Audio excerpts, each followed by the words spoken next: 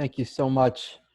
I'd like to call to order the Orleans Parish School Board business meeting for June 11th, 2020. The time now is 3:09 p.m. May I have a roll call, please?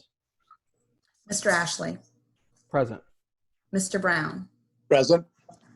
Miss Ellison, Here. Mr. Cleben, Here.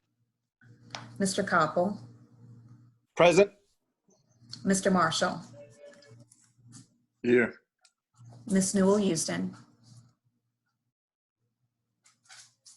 We have a quorum, Mr. Ashley.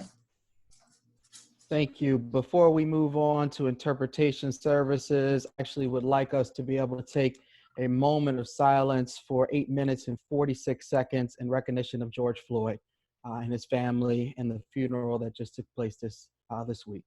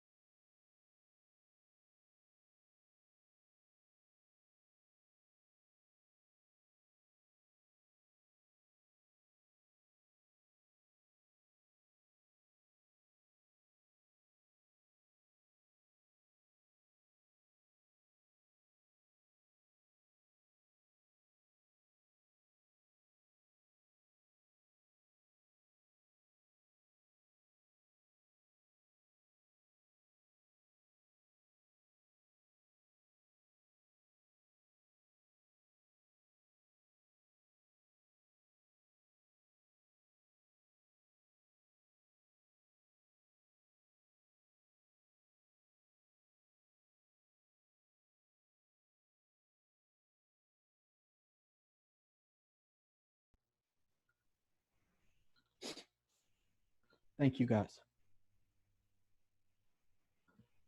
Interpretation services are available during today's meeting. And at this time, I'll yield to our interpreters.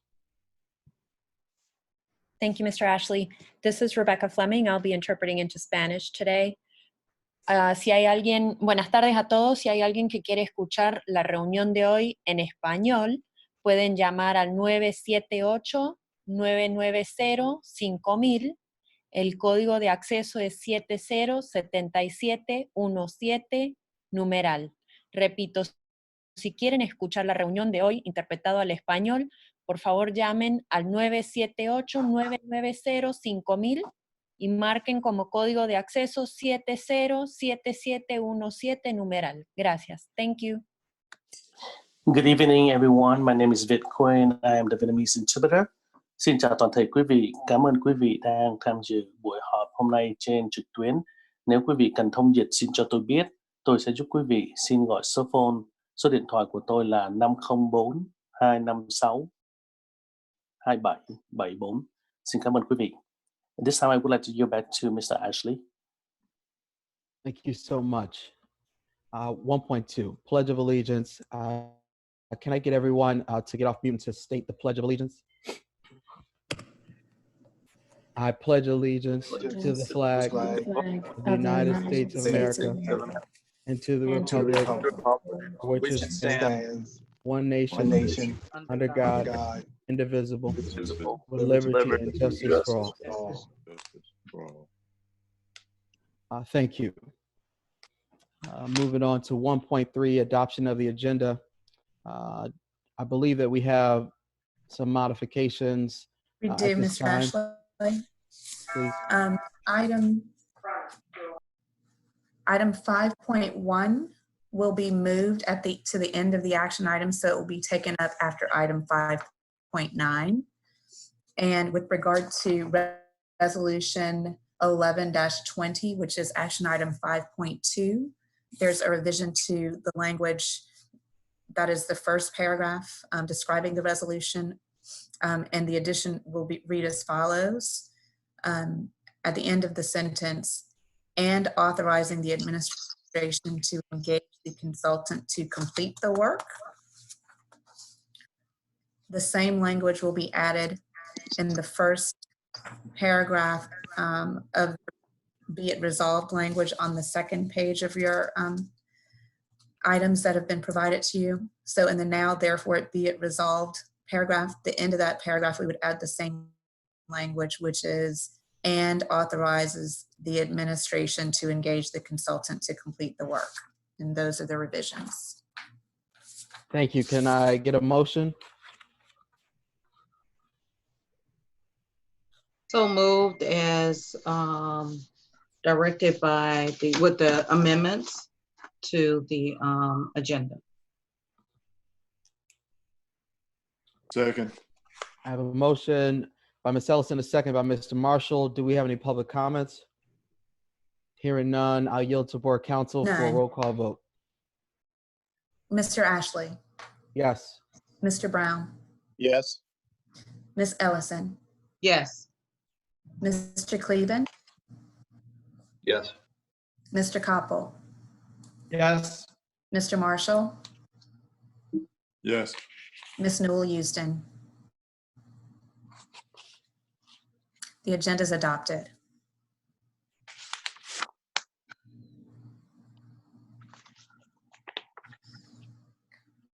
We're now at item 2.1, Mr. Ashley. It is recommended that the Orleans Parish School Board adopts the minutes of the May 14th, 2020 OPSB Board Business Meeting and as provided. May I have a motion? So moved with the moved. waiving of the reading. We have a motion Second. by Mr. Koppel and a second by Mr. Marshall. Any public comments? If none, any questions from the board?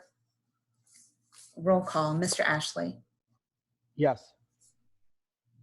Mr. Brown, Yes. Ms. Ellison,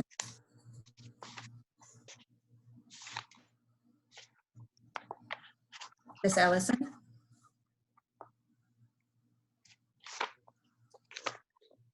Ms. Ellison, Yes. Mr. Cleveland, Yes. Mr. Koppel, Yes. Mr. Marshall, Yes. Ms. Newell Houston. The minutes are adopted. We're at item 3, the superintendent's agenda. For council and good evening, everyone. Also want to thank our board president for having the moment of silence for 8 minutes and 46 seconds. As another reminder of the last few minutes of George Floyd's life, what the last 8 minutes, 46 seconds was like for him. And I think for each and every one of us doing that moment of silence, you will all acknowledge that's a very long time. Our country is rightfully outraged and pained by what we have witnessed over the past few weeks. We shouldn't have to see our brothers and sisters being brutalized and killed by those that are called to protect and to serve. NOLA Public Schools stand in joining other voices and demand justice for George Floyd, Ahmaud Arbery, Breonna Taylor, and all the victims of racial inequity and police brutality. For many of us, we didn't need to see the video or the latest news report to know just how much racism is woven into the fabric of this nation. Racial injustice is a traumatic reality known too well by our students,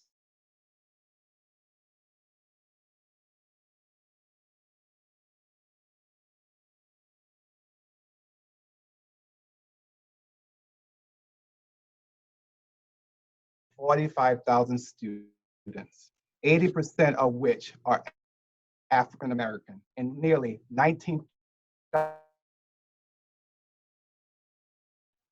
So we take these issues very, very, very seriously.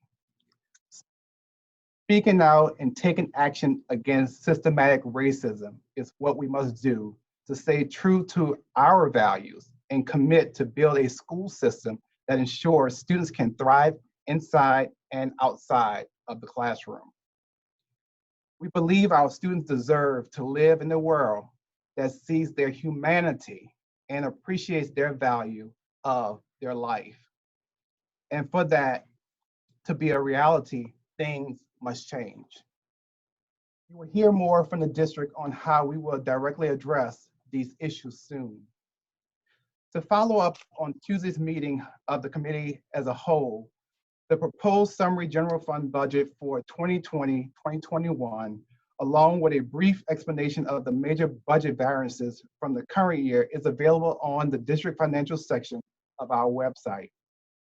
As a reminder, we will hold a public hearing to discuss this proposed budget on July 30th, immediately before the board meeting, the same day at which the 2020-2021 general fund budget will be adopted.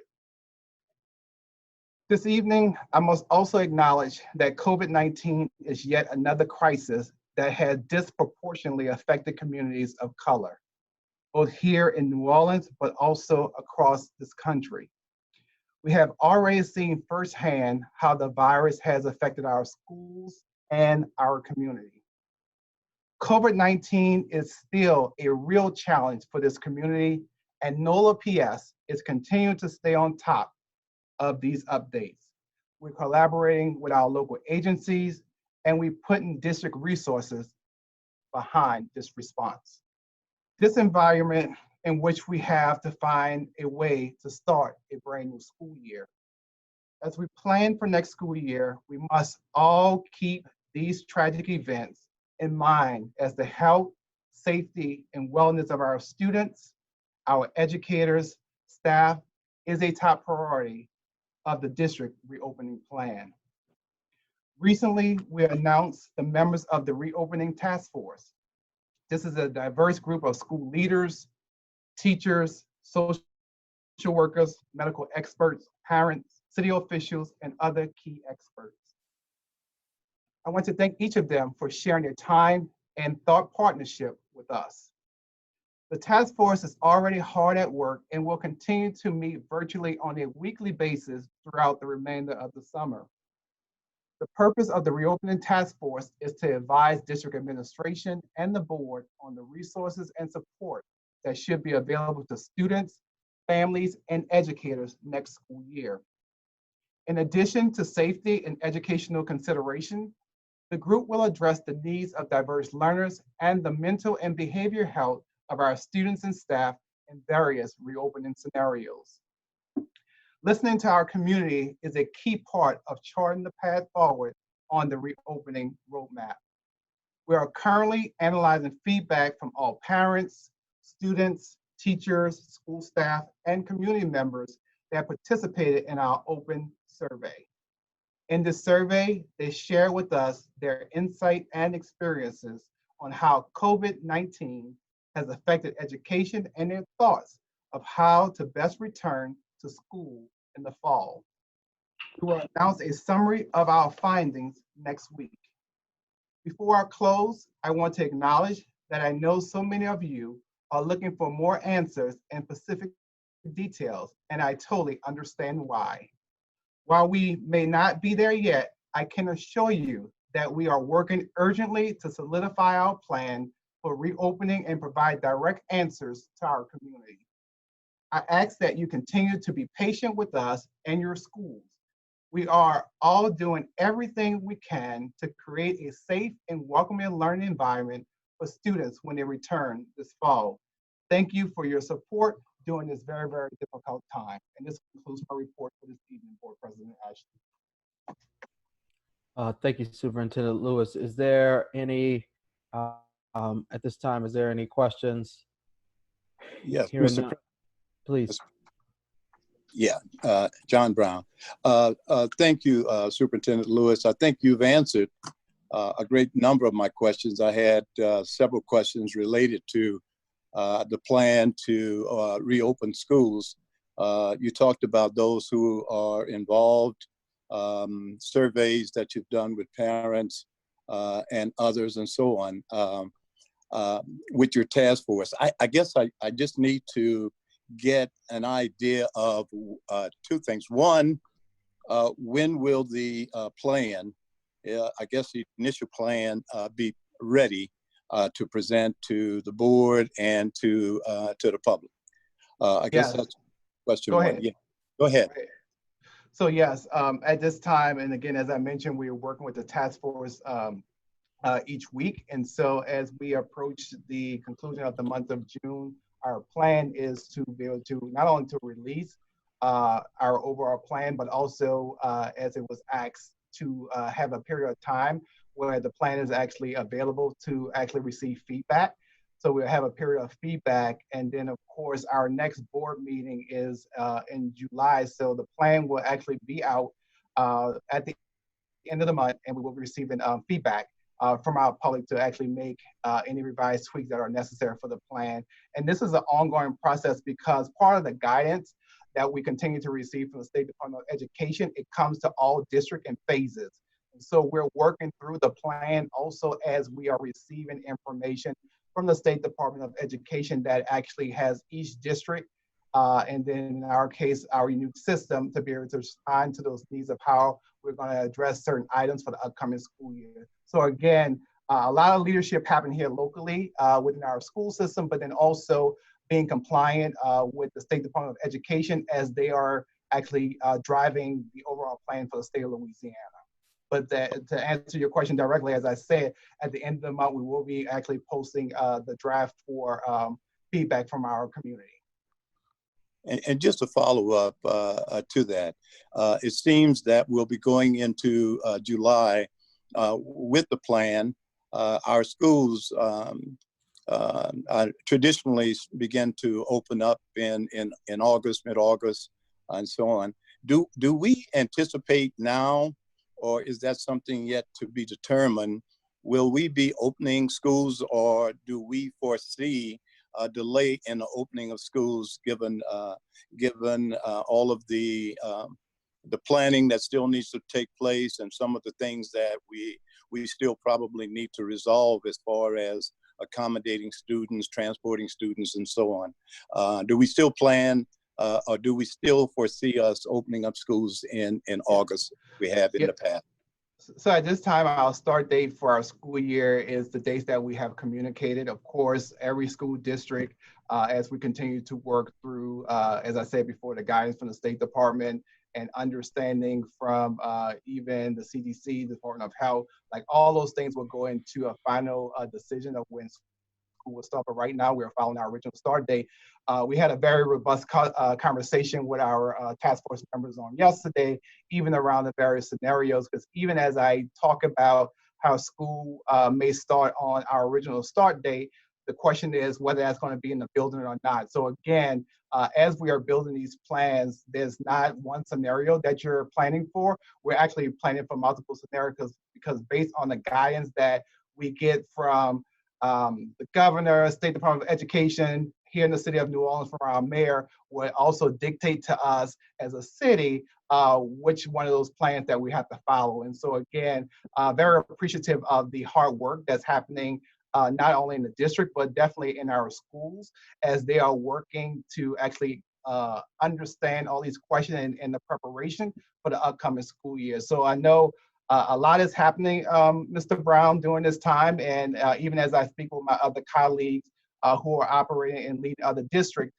we're all in the same place, but we are all actually communicating with one another as we get through this tough time so that as we get to open a school, we're able to open all of our schools across the state of Louisiana in a very different way, but in a very organized way, considering the crisis that we're in the midst of.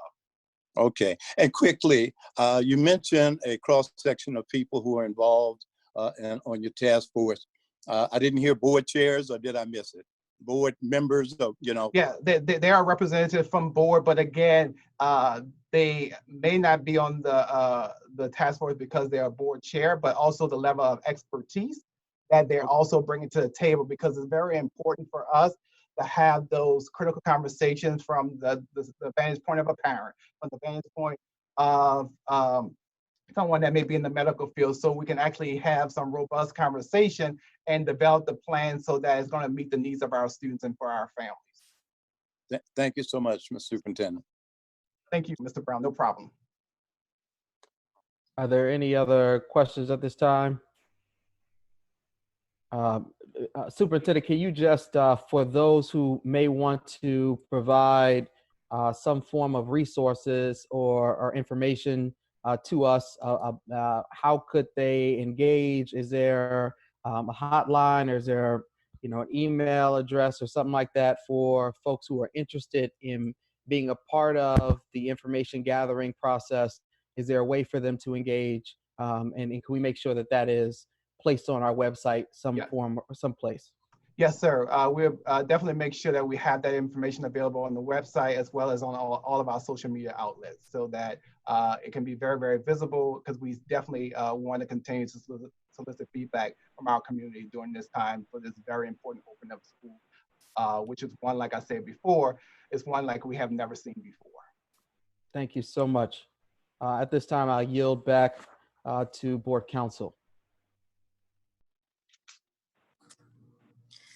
Okay, we're at item 4.1, Mr. Ashley. It's the consent agenda. It is recommended that the Orleans School Board move to approve the consent agenda items, which are listed as items 4.1 through 4.11 and presented in Globo. May I have a motion? So So moved. We have a motion by Ms. Ellison, and is there a second? Second by Ms. Houston. Okay, we have a second by Ms. Houston. Any public comments? If none, any questions from the board? Roll call, Mr. Ashley, Yes. Mr. Brown, Yes. Ms. Ellison, yes. Mr. Cleveland, Yes. Mr. Koppel, Yes. Mr. Marshall, Yes. Ms. Newell Houston. Yes. That item passes. We are now at item 5.2. A consultant to develop a racial equity plan. It is recommended that the Orleans Parish School Board adopts Resolution 11-20, approving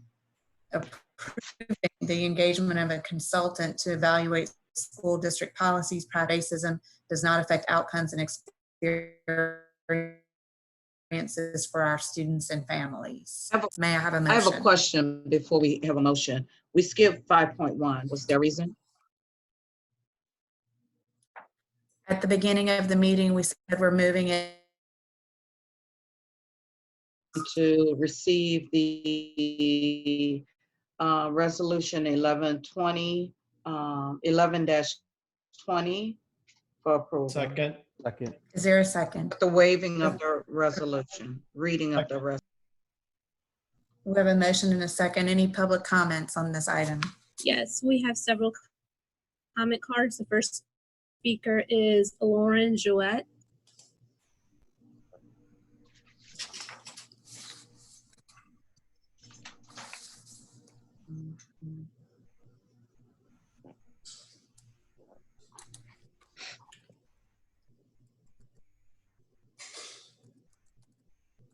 Ms. Jouette, if you're on the meeting, could you please engage the raise hand feature?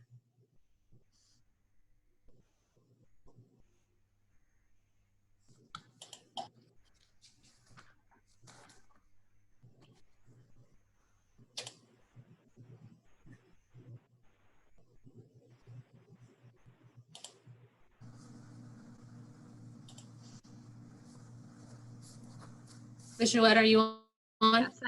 Yes, I am on. Can you hear me? Yes, thank you. Could you please state your name and address for the record, please? Yes, Lauren Jewett, 604 Sadie Avenue, Metairie, Louisiana, 70003.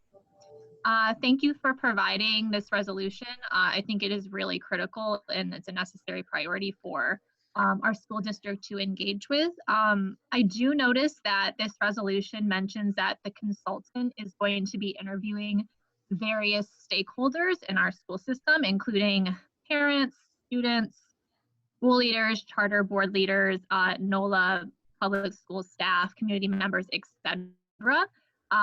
I would encourage to just take a look at this resolution and make sure that teachers are explicitly stated because they are not listed. Obviously, with the etc., we could be stated as, you know, encompassed in that etc., but I just don't want that to be assumed that we are an afterthought.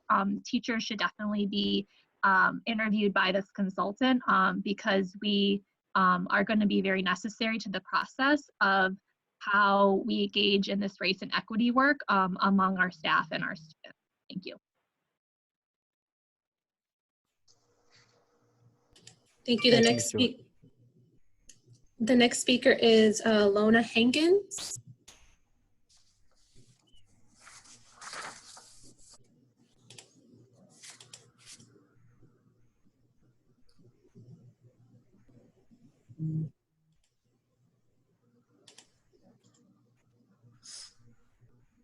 Good afternoon. Good afternoon. Good afternoon. We can hear you, Ms. Hankins. If you could please just state your name and address for the record. Lona Edwards Hankins, 3704 Magazine Street. I want to thank you guys for raising this issue. I'd like to encourage you to go a little bit further with this resolution and specifically add class in it, because in New Orleans, we have a challenge with how we treat our poor also, not just race, particularly in our public school system, being that the public school system is relegated to the poor, and how we treat Black and poor children and Black and poor parents in this system sometimes is appalling. I'd also like you to specifically spell out your board policies and practices, not just the schools, because when you go to when you show up at a board meeting and take the mic and have a staff person standing adjacent to you or have a security guard standing adjacent to you, that can be intimidating and somewhat a level of a barrier, sometimes an institutional barrier for folks who are not used to speaking out. So I want you to broaden your approach to this resolution and make sure you are looking holistically at your policies as well as your charters, the minimum contracts you have with your charters on how they establish their discipline practices. Thank you. Thank you.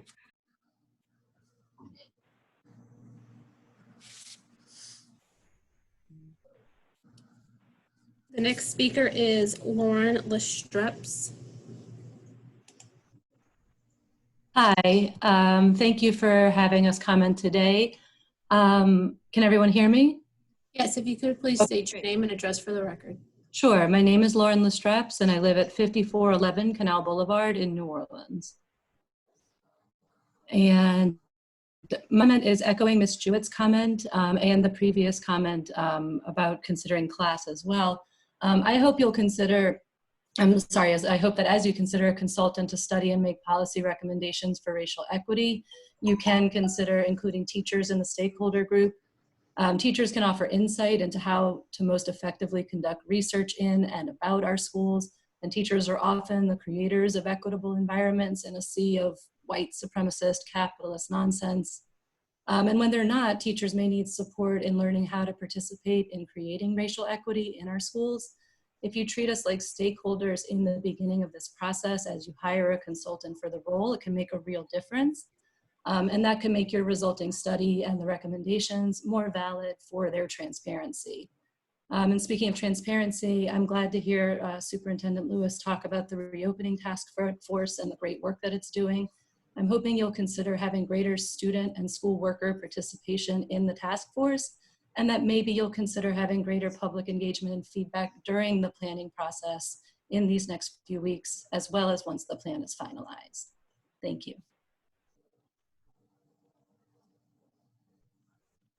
Thank you.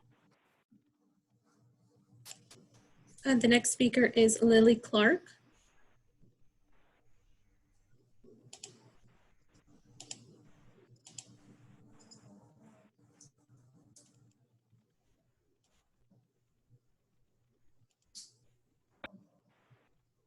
Ms. Clark, could you please state your name and address for the record, please? Yes, Lily Clark, 906 Wilson Drive, New Orleans 70119. Thank you everyone for being here and allowing us to comment. The part of this resolution that I'm drawn to is the line that says encourage and support OPSB authorized schools to do this work as well. I'm so excited to see that this resolution is here. It is absolutely needed. However, I'm wondering what it's going to look like for schools. Are you looking at just the internal workings of your organization? Are you going into schools? Because as powerful as it is to look at the inner workings of NOLA PS, I'm concerned about what's happening in the schools and whether you're getting a true picture of what student and families are experiencing at the hands of some of the administrators in this city. And I would encourage that to be, I wasn't sure if OPSB authorized schools, if that meant all schools in New Orleans, if that meant the OPSB type 1. I'm not sure exactly what schools that is. And I would really like to see that the board is going into and protecting the students, because as Superintendent was said, I believe 80% of our New Orleans students are African American. That's 19,000 African American males.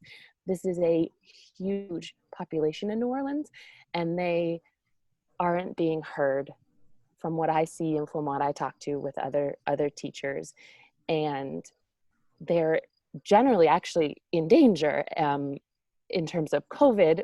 Also, we need to make sure we are protecting these students, and so we need more voice and more authority coming from the board. Thank you.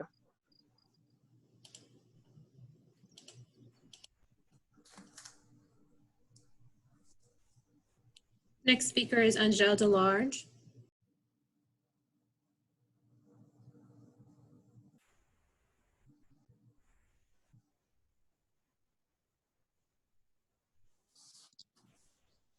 Hi, thank you.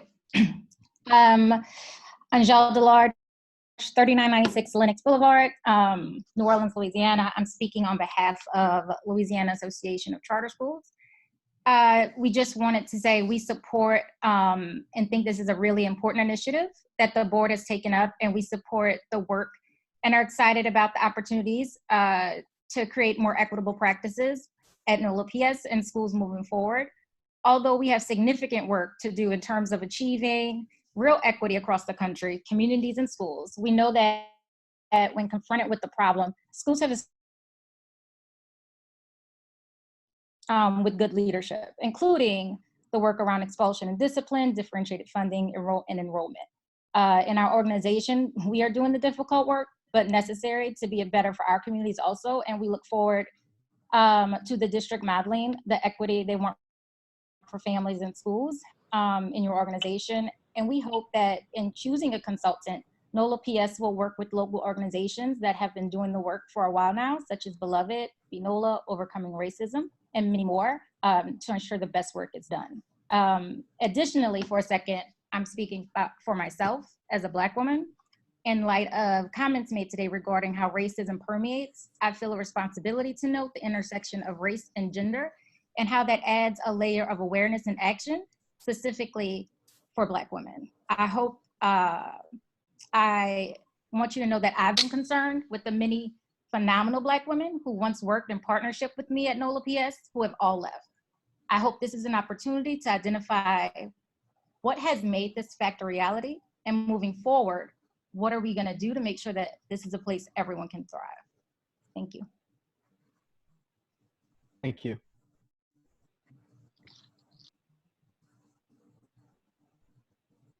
And that was the last public comment card on that item. Okay, we have a motion and a second. Any discussion from board members? I'd like to make certainly, a comment. Mr. Marshall, please. In adding to this resolution, the intention was to be comprehensive and complete in the work that we will do, not only at the district level, but also in our schools. And we also understand the reality that we need to partner with other agencies outside of our schools to truly impact racism in our community, with businesses, other governmental agencies as well. It may not shout out to you as this is written, but our intention is to be very comprehensive and to be very inclusive, particularly of teachers. That may be an oversight of ours, but you definitely will be included. Thank you. Thank you. Are there any other comments from my colleagues? Hearing none, I'd actually like to just say a few words. First, I want to thank everyone who took the moment of silence with us, and for Superintendent Lewis for acknowledging how long that time was. I'd also like to say that watching, many of our students and graduates gather to mourn the killing of George Floyd and express anger, outrage, and hurt over, just the perpetuation of racial violence and injustice in this country, has made it clear that these young leaders are the leaders of tomorrow that we really need today. And I'm grateful for the example that our young leaders are setting in this moment. I want to acknowledge the work of our administration, which is currently working to create an equity plan for the district. And I'm certain that this resolution is a natural step toward upon that work. Our students, parents, and staff deserve more than mere platitudes of support and solidarity, and as well as our teachers, they deserve action. And it's our duty to take steps to move our system forward by committing to root out racial inequities. And I believe that this resolution that's offered today continues towards that pathway. For in the end, change can only start one system at a time. And I think, we're doing our part here. And I want to thank my colleagues in advance for their continued support in our efforts to get this right for our students, our teachers, our families, and our staff. With that, I will yield to board counsel. Roll call vote, Mr. Ashley. Yes. Mr. Brown.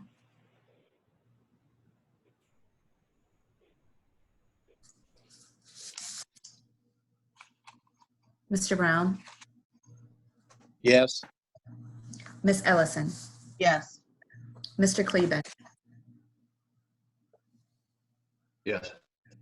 Mr. Koppel. Yes. Mr. Marshall. Yes. Miss Newell Houston. Yes. Motion passes. We're at item 5.3, withdrawal of request to join OPSB's LEA. It is recommended that the Orleans Parish School Board accepts James M. Singleton School's withdrawal of its request to enter the OPSB's local education agency, LEA. May I have a motion? So moved. Is there a second? A motion by Ms. Ellison, a second by Mr. Koppel. Any public comments? None. Any questions from the board? Roll call, Mr. Ashley. Yes. Mr. Brown. Yes. Miss Ellison. Yes. Mr. Cleveland. Yes. Mr. Koppel.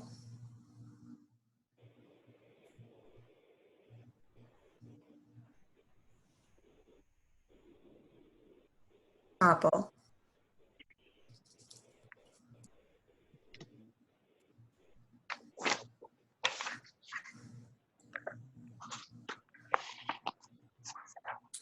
Mr. Koppel, I think we've lost Miss Newell Houston. Yes. That motion passes. Oh, yes. Okay.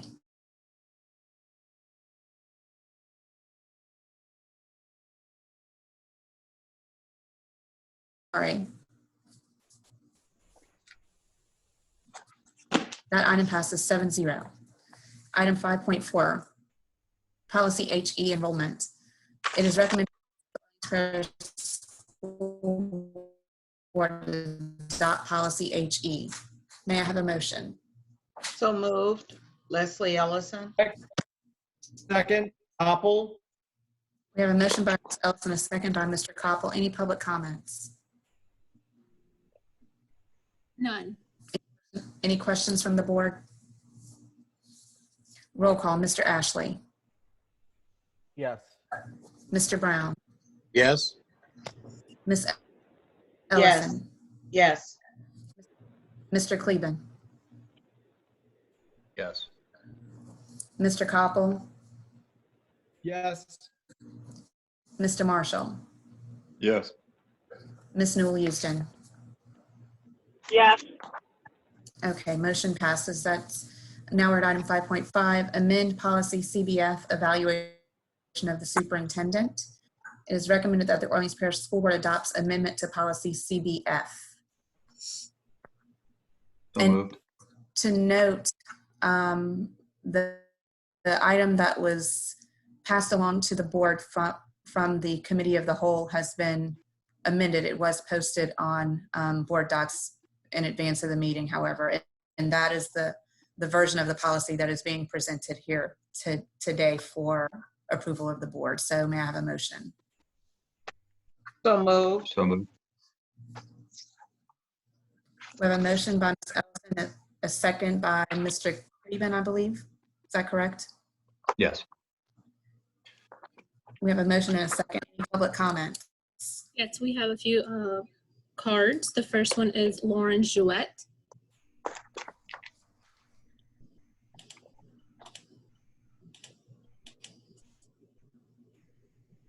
Hi, can you hear me? Hi. Yes, name and record and address for the record, please. Lauren Jewett, 604 Sadie Avenue, Metairie, Louisiana, 70003.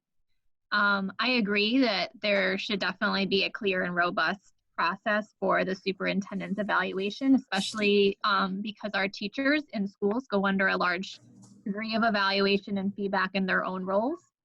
One of my concerns in this proposed evaluation is that it says there will be a 360 survey tool developed in order to get feedback from a randomly selected sample set.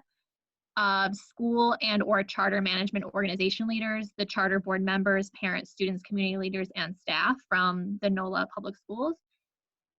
Again, noticeably missing from this list of stakeholders is teachers. I'm happy to see, especially that parents and students are on this list.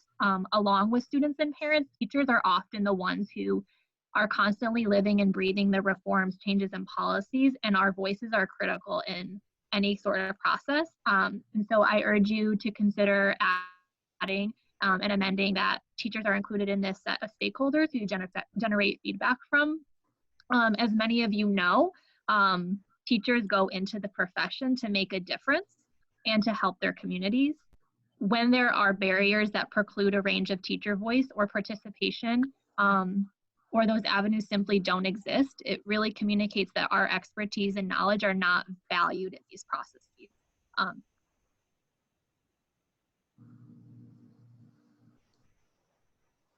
Thank you. Mr. President, can I just provide one quick point of clarity?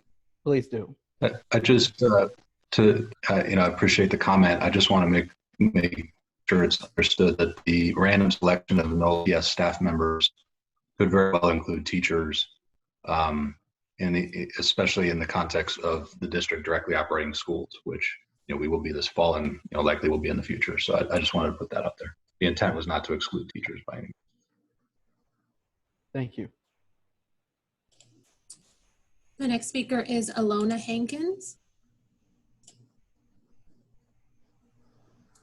Good evening, good afternoon, Lona Hankins, 3704 Magazine Street. It is critical that this board, the board that voted to extend the superintendent's contract a year prior to expiration and 6 months in advance of his performance appraisal, put in place measures that are with strong metrics for accountability. If you can be bold enough to extend his contract, be bold enough to put in some real accountability measures. We've seen over the last 15 years changes in accountability. In New Orleans in particular, the superintendent by law has unprecedented amount of power, and it's only right that he should have some measure of accountability. And just to piggyback what the young lady said about teachers, I understand that there's some students who are going to be part of this evaluation process, and I would encourage you to find those students whose voices are not normally lifted, the students who are typically the hardest to serve, add their voice to this 360, because they're the ones who are probably the most under-resourced and have been failed the most. And their voice needs to be heard in some way, some fashion. Thank you.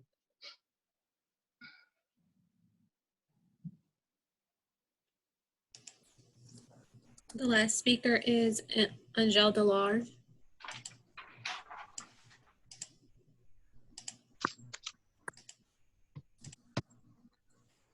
Hi, thank you. Angel Delarge, 3996 Lennox Boulevard.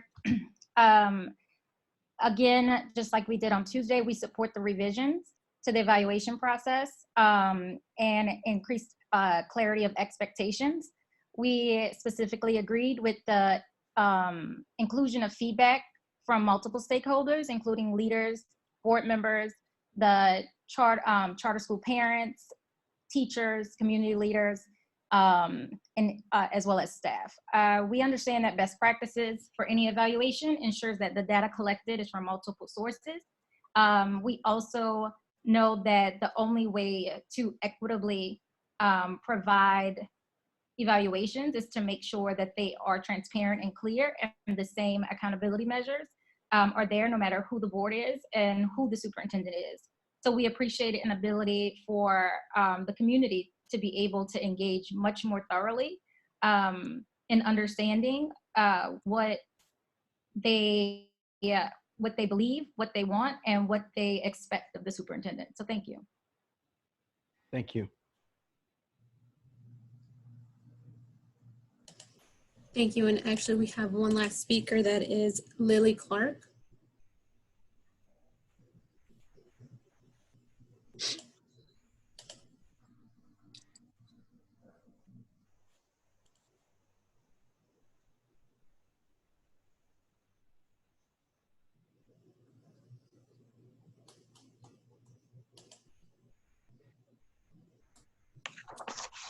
Hi, Ms. Clark. Would you please state your name and address for the record, please? Yes, Lily Clark, 906 Wilson Drive, New Orleans, Louisiana, 70119. Yes, so I'd like to clarify what I see also. Thank you for the comments that I've already heard. They've covered a lot of what I wanted to say. Specifically, the resolution says that the parents and the students that will be randomly selected to be part of this 360 feedback are the parent advisory council and the student advisory council. I'm glad that the superintendent has these advisory councils and is listening to student and parent voice. However, taking the 360 feedback from just that small cohort of people who are also the people he's listening to on a regular basis, I'm not sure that that's going to give a clear picture of what the city is thinking and feeling and the feedback that the city would give. So I would want to see more parent and student voices, and like one of our other commenters said, there are so many powers that the superintendent has, including in the enrollment resolution, making unilateral decisions, and there needs to be a system of a more robust system of accountability. As an example, the task force that was made for reopening schools does not have enough voice from around the city. And so I want to see a school board, and I want to see a superintendent who is really accountable to the voices of the city, who is listening and who is truly trying to show that everyone's voices, all the stakeholders matter. Thank you. Thank you. That was the last speaker on item 5.5. That's the last speaker, but I also want to clarify, because Ms. Clark's comments were directed to the policy that was recommended from the committee of the whole. I just want to make sure everyone understands that there was a second version that is up for approval by the board now, because that policy has undergone some additional revision for consideration by the board today, which does not specify parent and student advisory council. Just to clarify. And so we've got a motion by Ms. Ellison and a second by Mr. Cleveland. Any questions or comments from the board? If not, roll call. Mr. Ashley. Yes.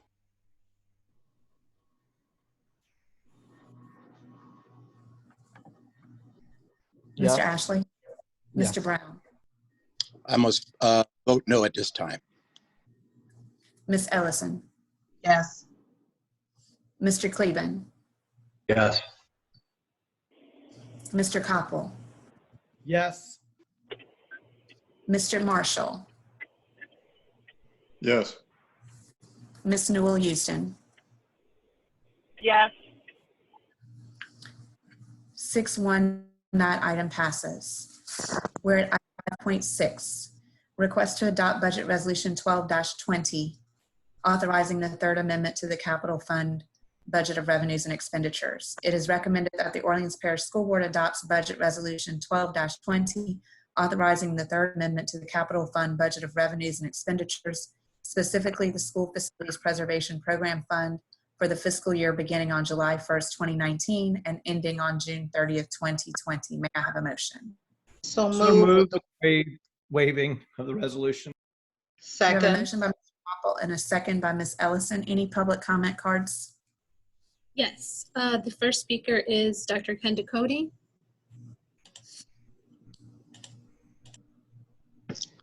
Ken Ducote from the Greater New Orleans Collaborative, Suite 3040 and 2401 West Bend Parkway.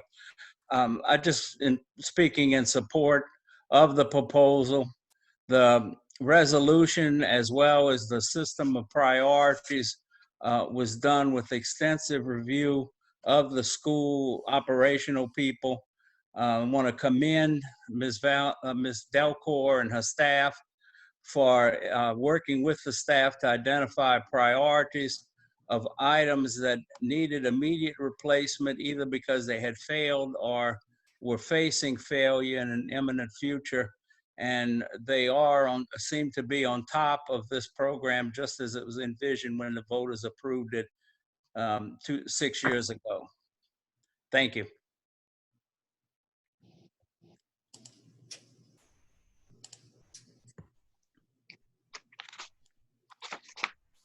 Thank you. The next speaker is Lona Hankins.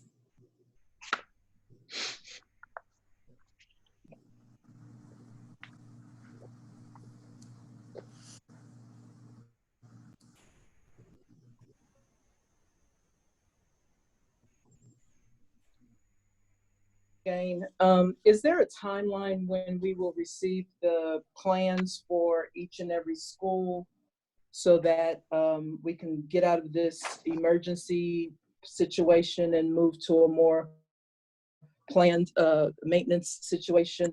We spend a premium for emergency projects. So it would be nice to have a real plan for our school system for these end of life cycle projects.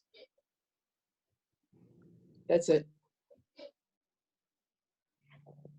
Thank you. Thank you, Ms. Hankins. That is the last speaker for item 5.6.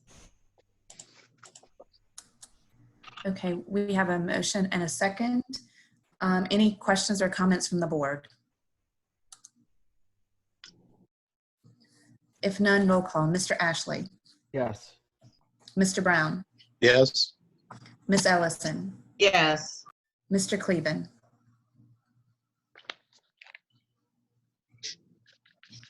Mr. Cleven,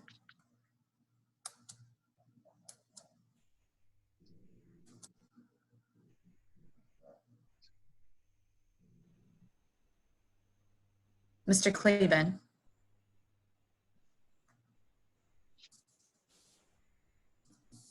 Mr. Koppel, Yes. Mr. Marshall, Yes. Ms. Newell, you. Yes, and I'd also like to ask the administration to answer Ms. Hankins's question.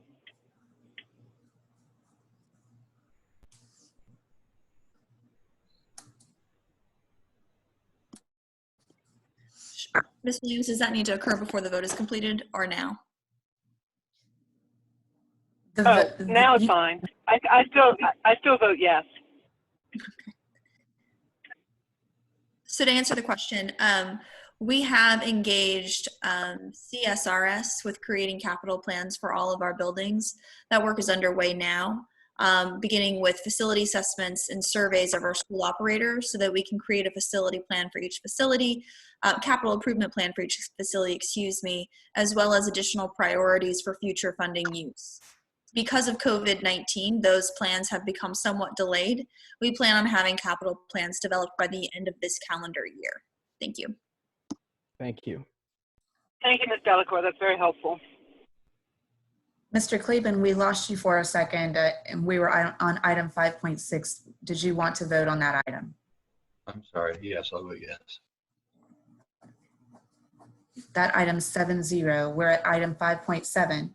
Request to adopt resolution 13-20, providing all schools with the option to delay collections of the full amount of negative deferred revenues. It is recommended that the Orleans Parish School Board adopts resolution 13-20, providing all schools with the option to delay collections of the full amount of any negative deferred revenues until a future year when deferred revenues are positive, due to the importance and urgency to support schools with the financial resources they need to provide a safe, healthy environment for educators, students, support staff, and families that is conducive to learning and academic achievement. May I have a motion? So moved. Second, waive the reading of the resolution. We have a motion and a second. Any comments? Public comments? Yes, we have a couple. First is Ken Ducote. Ken Ducote, Greater New Orleans Collaborative, Suite 3040, 2401, West Bend Park. way. Just want to thank the administration and the board again for this resolution and this decision. That's very important to try to provide some stability at a time which is, because of external forces, very unstable. And it's very important for the schools to have that stability in order to serve the children, in order to provide some kind of consistency with the staff, and in order to be able to plan better for the future. You know, it's very difficult to add things and subtract things in the middle of the school year. It becomes very disruptive. So consequently, this is a very good pragmatic decision that you're making. Thank you.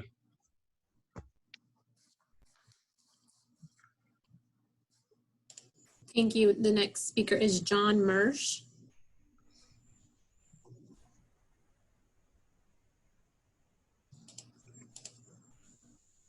Afternoon. My name is John Marsh. I live at 407 South Pierce Street in New Orleans. So I just wanted to speak out in support of this resolution. I think it is very important that this board does everything in its power to preserve the financial resources of the schools. And as I was reading the resolution, I really was pleased to see that the board recognizes that we are in fact in a health emergency, and that the families, the children's, and the teachers such as I really do have safety concerns here. And so the emergency response you're doing here is nice, but I would encourage the board to go further and to treat this as an emergency. And, you know, go to each individual school. Get a committee on each school. What do the schools need? Get that input from those local experts on the issue. Thank you.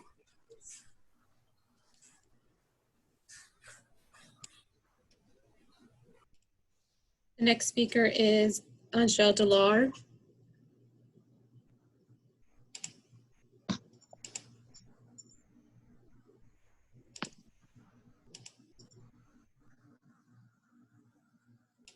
Mr. Large, your name and address for the record, please. Oh, can you hear me? I'm sorry. Yes. Angel Delarge, 3996 Lenox Boulevard, New Orleans, Louisiana. Quickly, we just wanted to reiterate our support for NOLA PS providing this option to schools.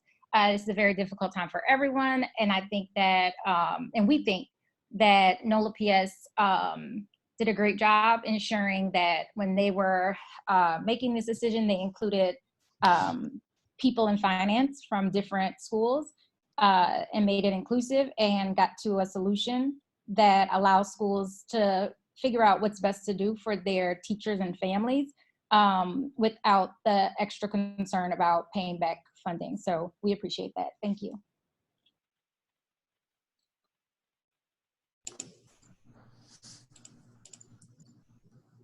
The next speaker is Jessica Wheeler.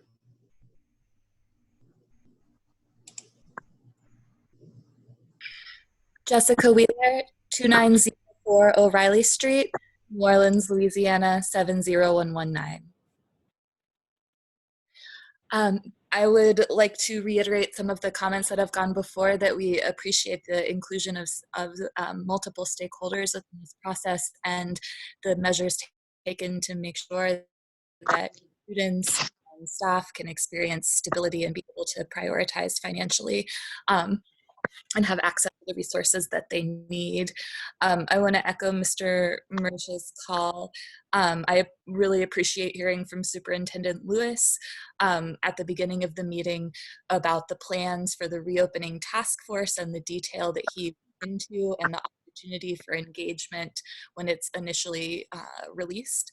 I would encourage the task force to still offer multiple opportunities for public engagement and feedback before getting to that point, because I think it will help the process move more effectively and have us all ready for a plan to be implemented earlier rather than later, and also include, make sure that the make sure that the task force, the reopening task force at our district level, is encouraging and supporting each school in making their own task force, and as responsive as OPSB has been to calls for greater inclusivity within that process, that they encourage that same inclusivity of stakeholders among the schools who are within our community. Thank you.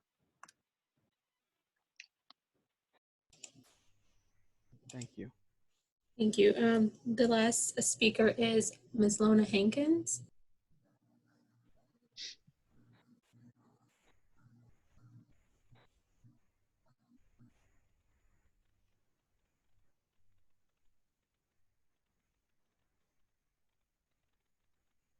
Good afternoon again. I'm grateful that you guys came to a resolution. I'm sure several of you remember me blowing up your phones late one night when I realized we weren't going to have any tax base and what it felt like after Katrina. And I'm glad that, Patrick and Angel were able to be a part of this solution. But when I think about the reopening scenarios, and one of my mother's caregivers is a grandmother, and she has multiple grandchildren who are in the public school system. And before the city opened up, her children were working because they were essential workers, and the children were doing homework with the grandfather at home. And if you can imagine a almost 70-year-old grandfather helping some high school and younger, some as young as kindergarten, doing Zoom or whatever it is, how traumatic that was for both the children and the grandfather. I think we need to make sure that the reopening committee is as diverse as possible, because many of the solutions I've heard thus far seem to be for middle class and for folks with means, and not necessarily for the folks who are essential workers. So as quickly as we can get the word out and that feedback that the other callers, other commenters suggested, the better. And I'm very also concerned about the reopening and our itty bitties being also transmitters of the carriers of the diseases and bringing it back to their grandparents. So I'm sure the health people are all over it, but I'm just expressing my concerns. Thank you. Thank you. Thank you. And that was the final speaker for item 5.7. Do we have any comments or questions from the board members? I would just like to thank all of the administration's hard work and NSNO and the finance people from the various schools and CMOs who assisted in this absolutely critical resolution. I have a comment. I too want to echo Ms. Houston's sentiments in reference to all of those that have participated in making sure that we have a excellent way of doing re-entering into school and etc. But one of the things that Ms. Lona mentioned, I think as community leaders, I think that is important.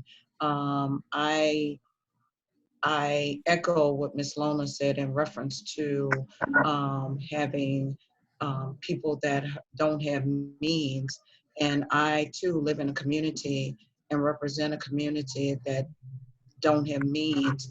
And I think it's incumbent upon each and every one of us to be those community leaders to help navigate, or help the parents and the students to navigate during this process and to help others. So that's when we say, we know we need all hands on deck to help out the community. And this, I think, is something when they talk about it takes a village. It takes others to help our community to, especially our children, and especially those that are most vulnerable. Again, I live in a community that is that doesn't have a lot of means, and I do what I need to do to help my community to grow, especially my children, the children in the community, and to flourish. So again, Ms. Lona, I encourage you to continue to help those that don't have the necessary means to navigate the system, but it's incumbent upon us to help them to navigate. And I thank you for your comments.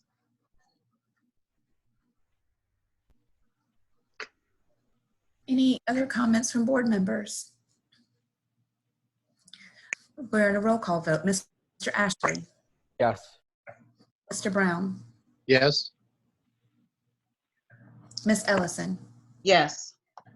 Mr. Cleveland? Yes. Mr. Koppel? Yes.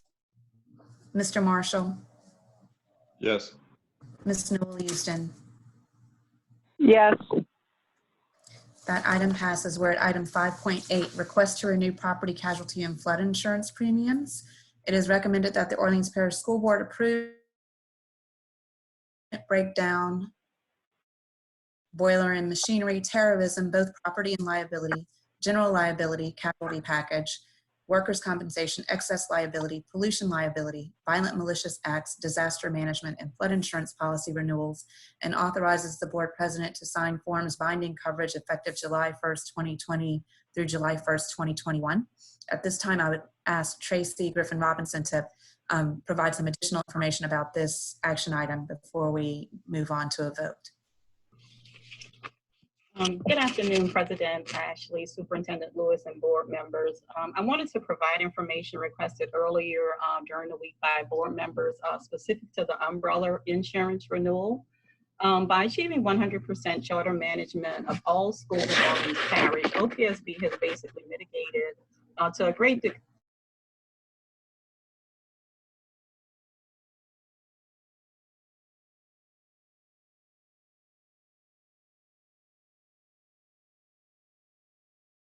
management operator as per agreement. OPSB continues to maintain a level of general liability along with umbrella insurance, and the umbrella insurance sits on top of the general liability coverage.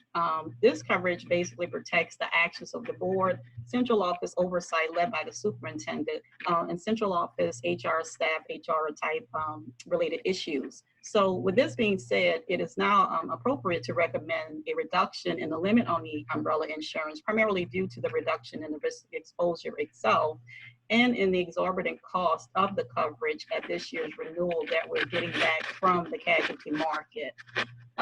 Basically, to purchase up to the expiring level of coverage, it will cost Orleans Parish an additional $90,000 based on the last information I received earlier today from our broker.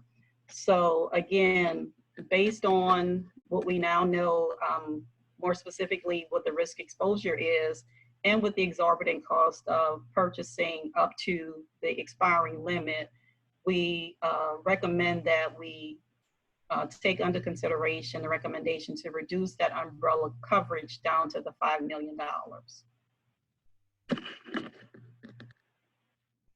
Are there any additional questions or concerns? I have a question. Yes. Please.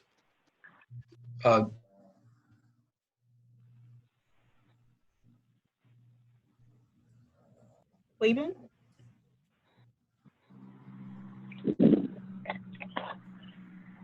Mr. Cleveland? Mr. Cleveland, we've lost you. Yes. Oh, shoot. Hold on. Okay, I think we can hear you again. Okay. Sometimes I go in and out. I'm sorry. Can you hear me now? Yes. Okay. I'm sorry. We received information that referred to the cause of these significant increases in rates as being primarily market driven, or something that was being experienced by the rest of the region in K-12. Right. Do we have a specific benchmark for that that's measurable and independent? Is there a market index or some kind of way to verify that that's actually what's happening in the market, that this is really the norm? Yes, actually, I am in receipt of the actual market review And I can also provide that information if you are interested in seeing that. But there were, in addition, or approximately 30 different entities that were approached for this particular package. And a lot of the carriers are actually just pulling out of the region right now. So when you're talking about insurance, you have to look at which each individual's capacity is and appetite for the risk. And in a situation such as now, where we're dealing with the aftermath and potential resurgence of the coronavirus, a lot of companies, on top of what was already happening in the casualty market, are just really leery about writing any additional coverages at this time. We were really fortunate to get the number of folks that we got for this particular coverage. And again, this is pretty much unprecedented. In the 13 plus years that I've done this sort of work, I've never seen premiums coming in costing out at this particular level. What the approach that we had to take was actually to layer up, whereas historically we would just approach one carrier, be able to purchase up to that maximum limit.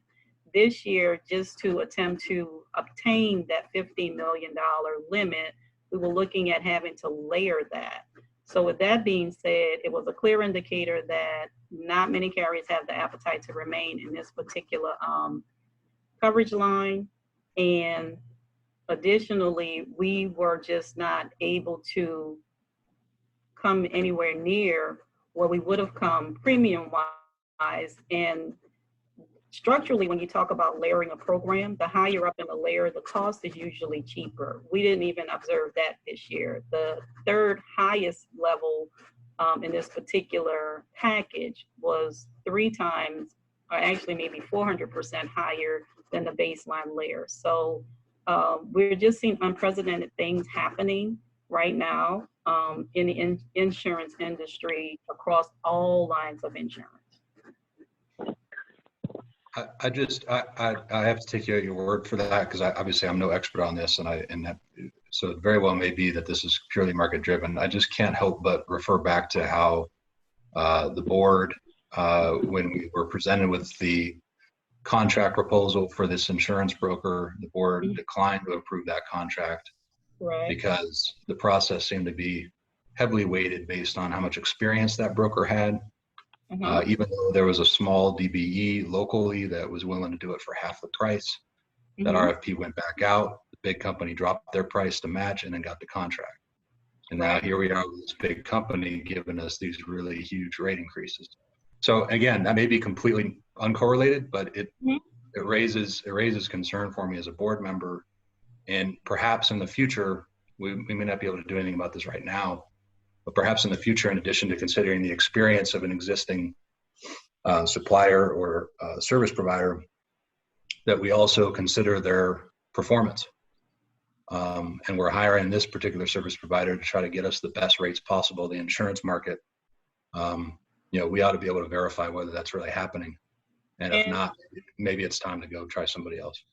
And understood. And basically what I would say to that comment is that pretty much we have peers in the area that everyone is basically experiencing the same type of exorbitant rate increases at renewal. There are public entities in the New Orleans area where we have been able to obtain these numbers. These entities year over year have been able to purchase 3 to 4 times the level of insurance historically, but based on cost, pure cost. They are not in a position financially to purchase a third of the level of insurance that they've purchased historically. So these costs are not limited to Orleans Parish. It is an industry-wide impact. So we can always take a look at, again, entities that are like Orleans Parish School Board to do a cost comparison, and other public entities in general. And I think you would find and be comfortable with knowing that all of the efforts that we undertake here are done to make certain that Orleans Parish is always obtaining the most competitive prices out there. It stands to scrutiny. So we do due diligence on these. I have a question, Mr. President. Yes, Ms. please. Griffin, Ms. Griffin, you mentioned some of our counterparts and the peers and the government entities. Can you just elaborate, like, on, are we talking about Jefferson, St. Tammany? What other parishes are we talking about? What other governmental entities that we're talking about with increases? So in general, I'll tell you the 5 largest school districts in the area don't carry beyond the $5 million limit that we have.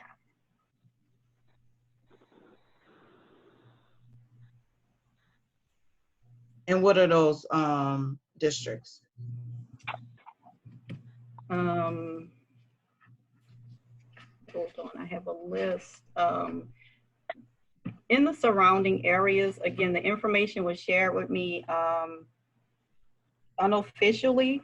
I could definitely do some sort of information request to officially provide you with that information. Okay, when you officially get it, don't provide it now, but when you officially get it, be Okay. prepared to, yeah. Yes, absolutely.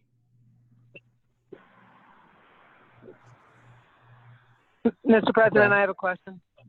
Yes, It's Ms. very Houston. straightforward. It's back to, thank you. It's back to the umbrella. Dropping our umbrella policy makes complete sense to me, given that the majority of schools are providing that coverage themselves. Is the $5 million umbrella enough for our operation directly at the one school? Yes, it is. It is. Thank you. I want to piggyback off of Ms. Houston comment in reference to the one school with the umbrella. We not only have one school, but we also have other buildings that also would fall under the umbrella. Does that cover the schools, the vacant schools, the vacant buildings, well, not land so much, but the vacant buildings, and the buildings that we lease out? The buildings you lease out. The one on General Meyer. Yes. On General Meyer. Yes, those are all covered. And again, this type of insurance would be called into play if there's a slip, typically slip, trip, or fall, something of that nature. But all of the sites that you mentioned, with the exclusion of General Meyer and of course Central Office, the vacant properties are secured. They're not readily accessible. So pretty much anyone going onto those properties doesn't necessarily go there with the right intention. Doesn't mean that we would be absolved of any sort of liability. But again, those buildings are all secured with proper protective measures.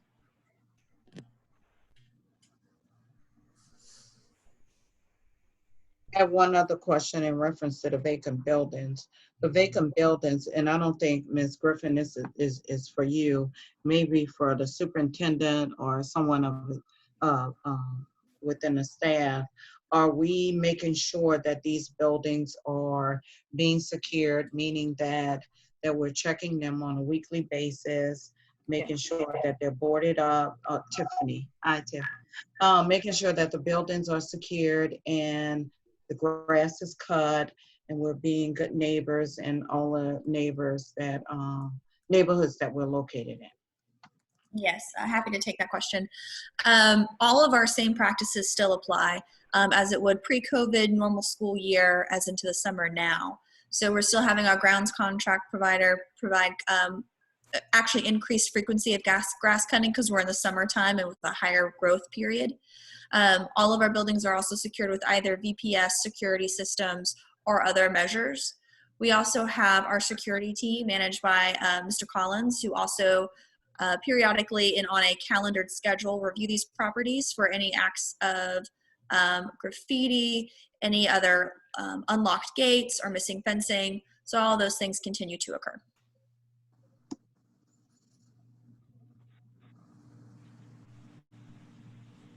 Also, are there any other?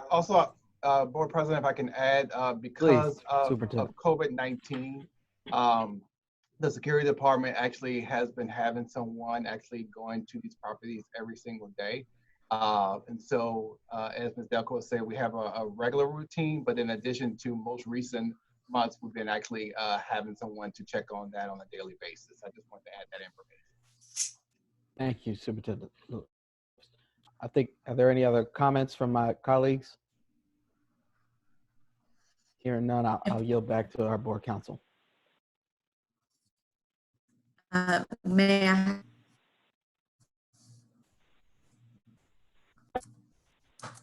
Yes.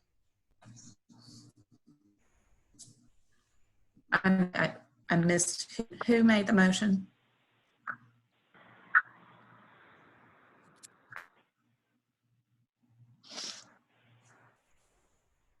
He said Hello, who ma'am. made them.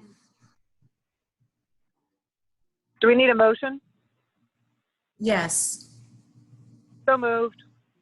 There was a motion already on the table, I believe. No, Yeah, there wasn't. There wasn't?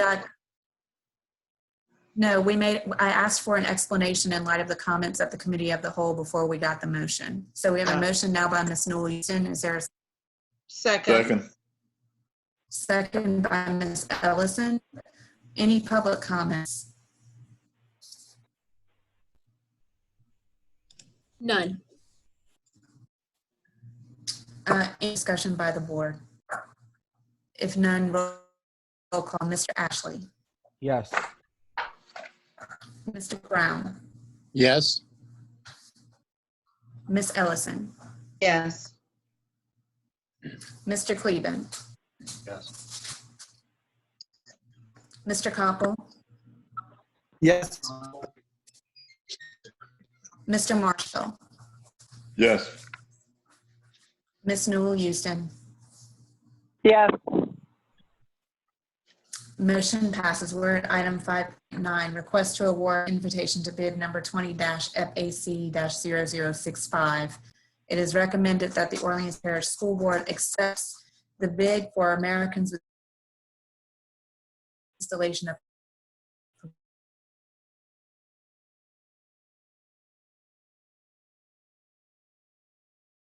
option alternate 1, fence material upgrade in the amount of $62,400, and authorizes general counsel to prepare a contract for signatures of the president and contractor. May I have a motion? I'd like to make a motion to approve with the caveat to ask staff to evaluate all options going forward to try to figure out how to save money on this project, whatever they kind of leave it to their discretion. They know what the school operator wants. I'll second that. We have a motion. A second by Ms. Newell Houston. Any comments? Yes, we have a couple comment cards. The first speaker is Robert Edgecombe. Good afternoon, everyone. Thank you.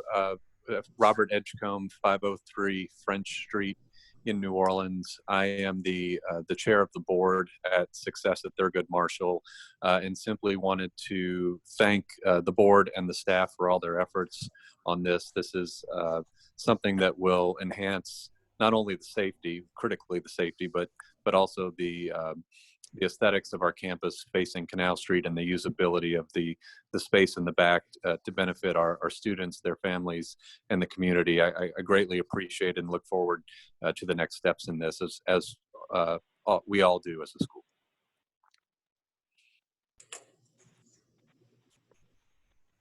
Thank you. Thank you. The next speaker is Lona Hankins.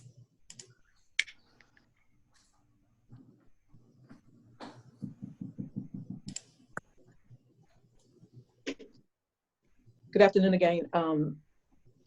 As much as I'm excited about one problem being solved for this set of kids with this ADA issue and safety issue, I am again concerned about the children who are in the 33 buildings that received very little FEMA funds or CDBG funds post-Katrina, and the number of known unknowns that related to ADA and other issues that are at those buildings, and how long it's going to take for those kids to be in safe buildings, ADA accessible buildings,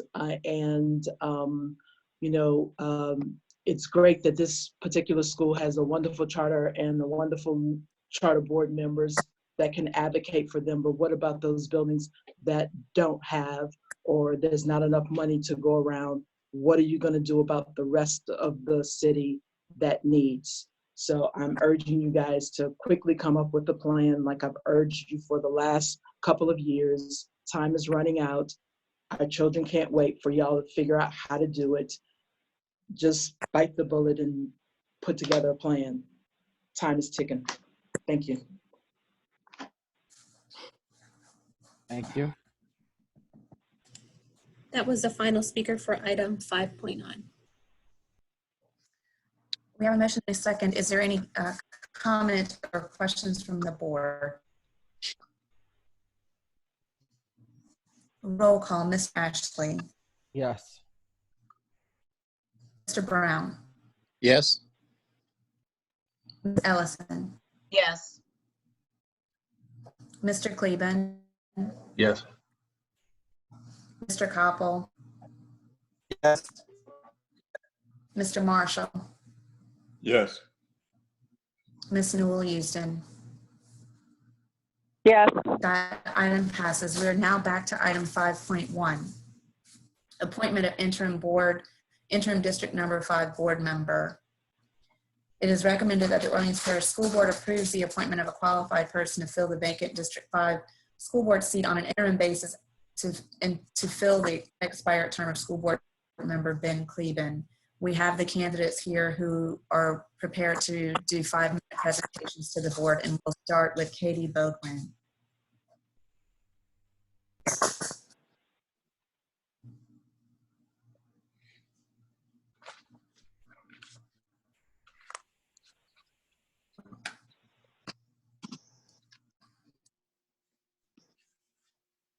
Hi, can you hear me? Yep. Hey there. Hi, my name's, sorry, I can't see myself. My name's Katie Bodwin. Thank you so much for the opportunity to speak with you all today. If you don't mind, I'm going to read my presentation to make sure that I hit all the points that I want to make. This is a critical time for public schools in our city. We've made meaningful progress, and that should be celebrated. Still, too many of our students are not reading at grade level, and too many are leaving school unprepared for the job market. And now with schools rethinking their facilities, their staffing, and how to meet their students' educational and emotional needs, this board will have to work together to provide clear guidance and ensure stable finances so schools can serve their communities during these uncertain times. The imperative that the New Orleans public school system provide every student with a quality education has never been more clear. Now more than ever, schools need to be prepared to serve the whole child, as students will be returning to school after 6 months of instability. And how do we get there? By setting clear priorities, identifying solutions, and measuring progress against agreed upon goals. This cannot be a top-down approach.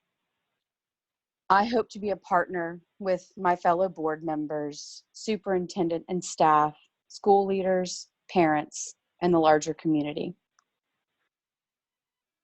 I believe my experience will serve this board well. For me, accountability and transparency are not buzzwords. They have been my work for 15 years. To me, accountability means setting clear expectations and asking tough questions to ensure they are met.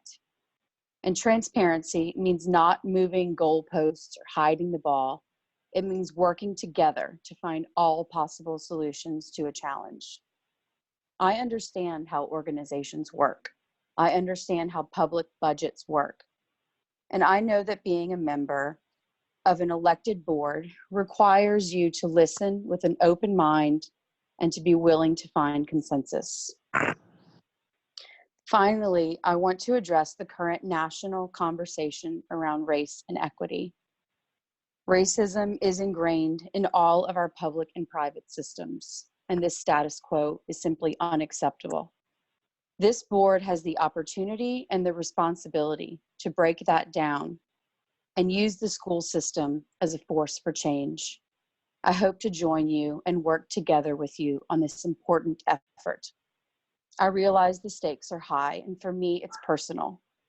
So thank you again for the opportunity to present to you today, and I'm happy to answer any questions you have. Thank you. Thank you so much. Colleagues, do you have any questions at this time? I do.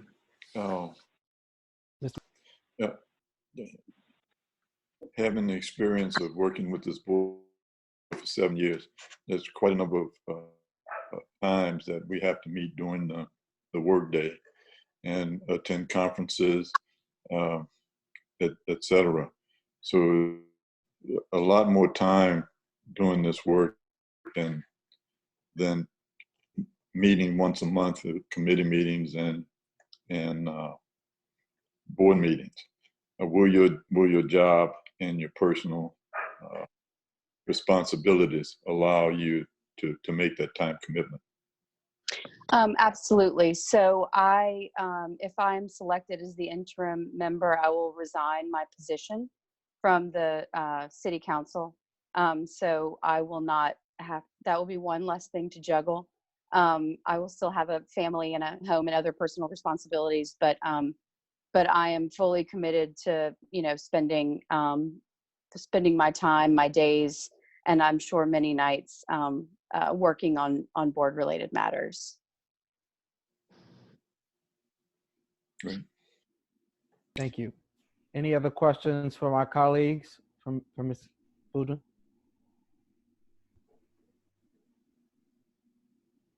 Hearing none. Thank you, Katie. Thank you. The next candidate is Jonas Shartok.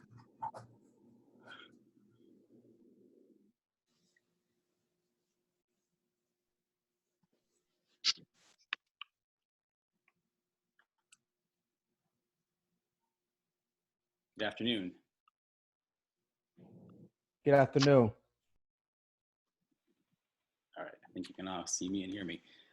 Thank you so much for having me, members of the board and community members who are tuning in. I really appreciate the opportunity to address you today to talk about why I am interested in serving alongside you and why I feel like I'm qualified to do so. Before I jump into that, I want to thank you all for the time you took on the front end of this meeting. And I also want to take just a moment now, before I tell you more about myself, to acknowledge some significant pain that is being felt throughout this city right now. I want to acknowledge the fact that the losses from COVID-19, and also obviously the losses and the feeling of mourning that this community is having for the lives of George Floyd, Breonna Taylor, Ahmaud Arbery, Modesto Reyes, and so many other Black lives who have been killed by police. And we're all in a position now of figuring out how to respond to that, and want to just take the time before going on to acknowledge that. Whether it's the protests that we are participating in some cases, or the heavy conversations that we're having with our kids about what is going on, or adhering to our shutdown across the city, or the homeschooling that is so new to so many of us, all of this, including deciding who will be the next school board member, is determinant of the city that we are going to become, the city that our kids are living in, growing up in now, and will inherit. My son, who is African-American, is really lucky in the grand scheme of things in this city. He is attending a really good public school. He is in a position to experience and learn from this incredibly rich culture, Black culture, in the city in which he is a Mardi Gras Indian and a trombone player in some brass bands at only 6 years old. And he's really lucky to have all of that. He is also in a position where, as I said, relative to many, very lucky. And that's really what brings me to the table today, is really addressing this issue of equity across the city.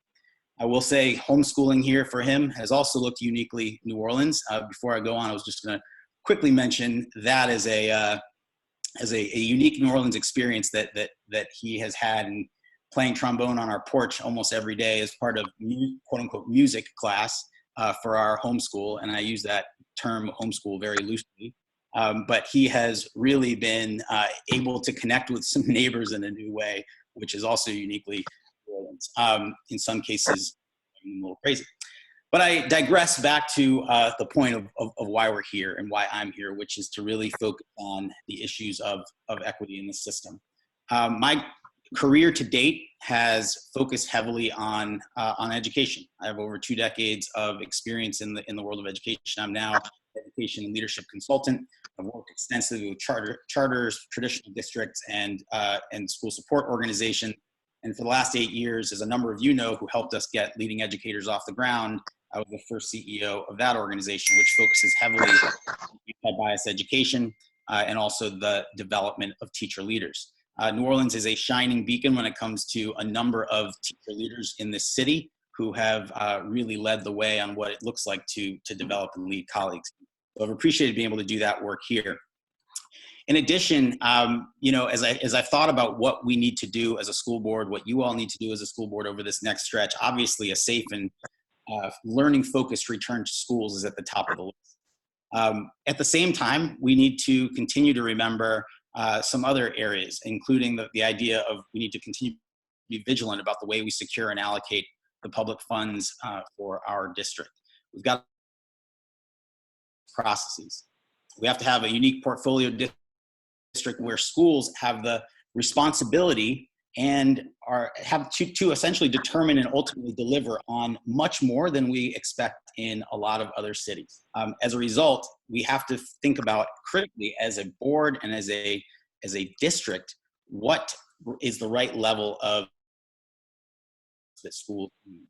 And this includes real consideration around policies regarding expulsion, discipline, and the kinds of resources available relative to curriculum.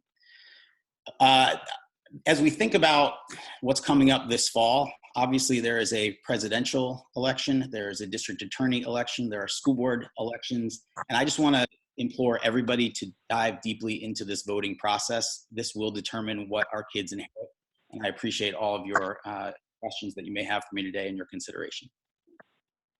Thank you so much. Colleagues, are there any questions at this time?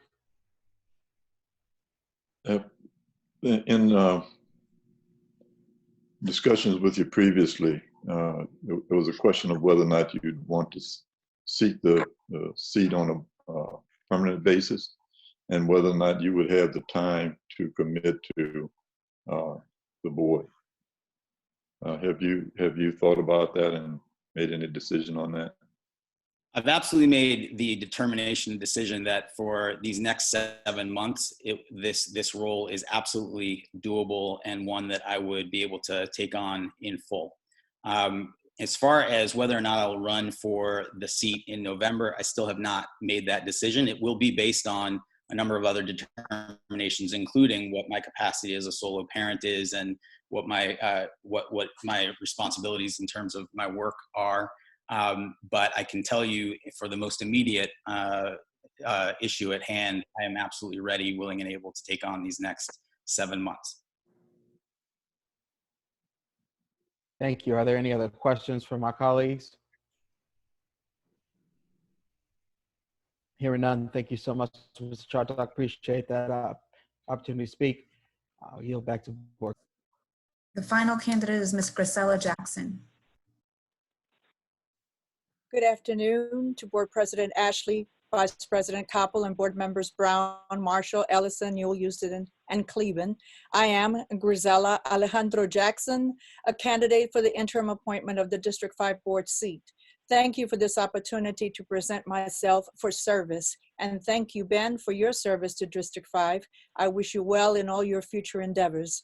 My thanks also to Superintendent Henderson Lewis for his opening statement, and to President Ethan Ashley and the board for those 8 minutes and 46 seconds of mourning and honoring the life of George Floyd. I believe in the possibility of who we can become, in spite of where we may have started. My start was on the island of Puerto Rico, where I was born to Delia Mercado, a secretary, and Ramon Alejandro, a bricklayer. I came to New Orleans with my mother at the age of 8, speaking no English, and I attended Orleans Parish Schools, Lusher, McMain, graduated from Forshey, then went on to attend Vassar College and received my BA in English. Then I went on to Tulane University's A.B. Freeman School of Business, where I obtained my MBA. I am currently co-owner of Young Engineering Company, where I've worked for 35.5 years, and I serve my community as a board member and officer of New Orleans College Prep. For almost 40 years, I've been married to a tremendous Black man, Robert Jackson, pastor of the historic Second Baptist Church and a manager of Sewage and Water Board of New Orleans. As our 2 children, Jedediah and Anna, came up through the Orleans Parish Public Schools, I got a closer look at the inequities in the system and wondered if there was something that I could do to support our community.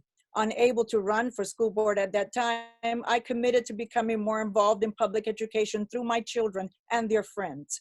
When my church began its education ministry, I served as a tutor in our tutoring program, in addition to working with and mentoring the youth of the church in Sunday school and youth department. And then, of course, in 2005, Katrina hit and everything was turned upside down. Upon my return to the city, I ran into a young police officer I knew, and he asked me to help him find a school for his children, since most of the facilities were destroyed by the flood. And it was that encounter that prompted me to think about Crocker Elementary, located 1 block away from my church. With my husband's support, I proceeded to bring Crocker back as a charter school. It was a long, arduous process. I put together a writing team made up of educators from my church, founded and helped to write a charter application, which was denied by Bessie. Undeterred, we rewrote the application and went back a second time, only to be lauded on the floor of Bessie as one of the most powerful proposals brought forth that year. And alongside that effort, there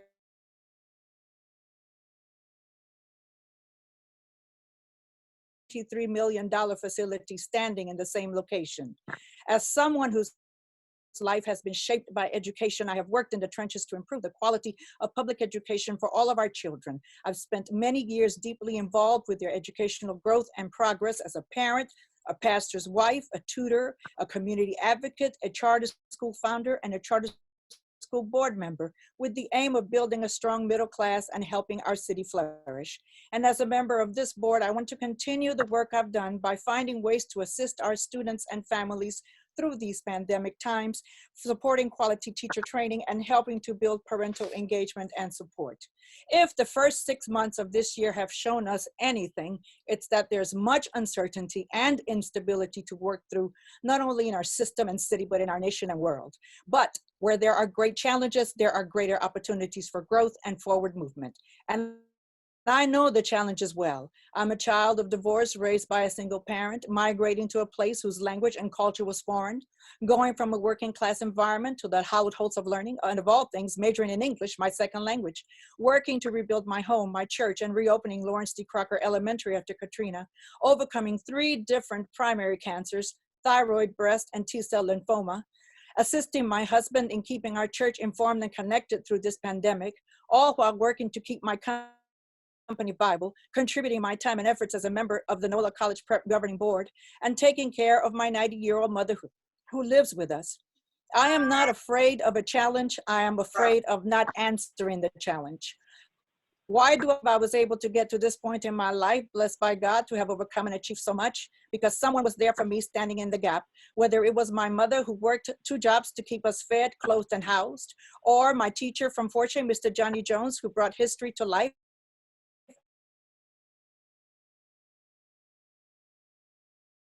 to Forshey recruiting students, or the late Ruth Young and Lewis Harris, who started the tuition program at work, sent me back to school, and paid for my master's degree. As so many were there before me, I humbly ask you for your vote so that I can be there for the children of this city as the interim board member of District 5. Thank you so very much. Thank you, Ms. Jackson. At this time, are there any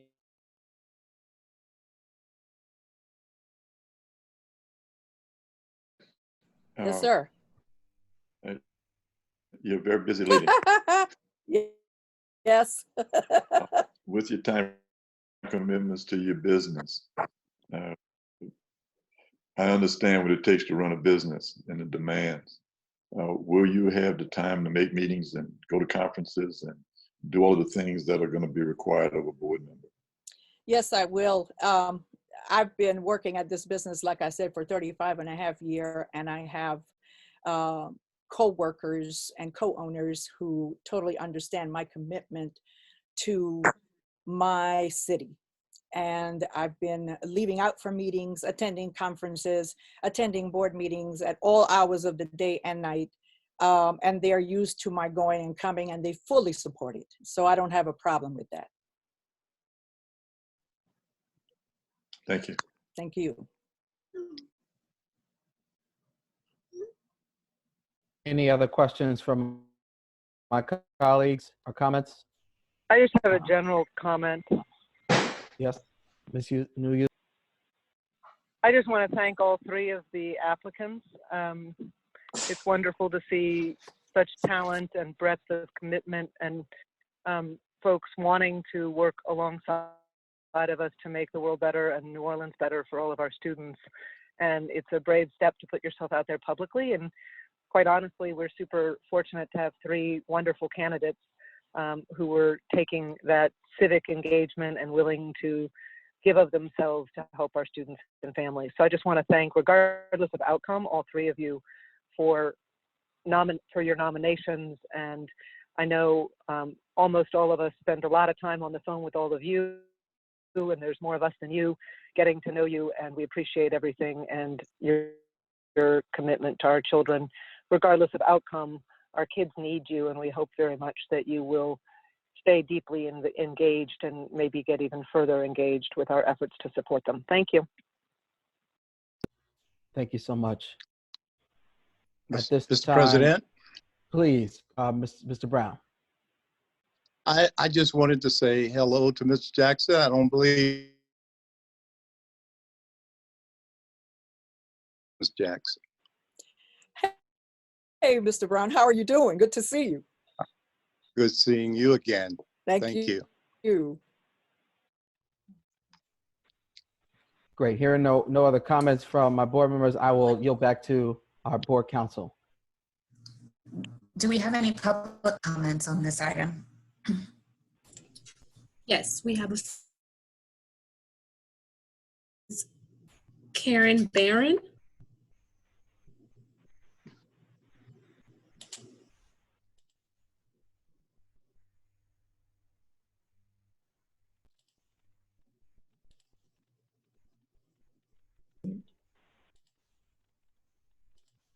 Ms. Barron, if you could please state your name and address for the record.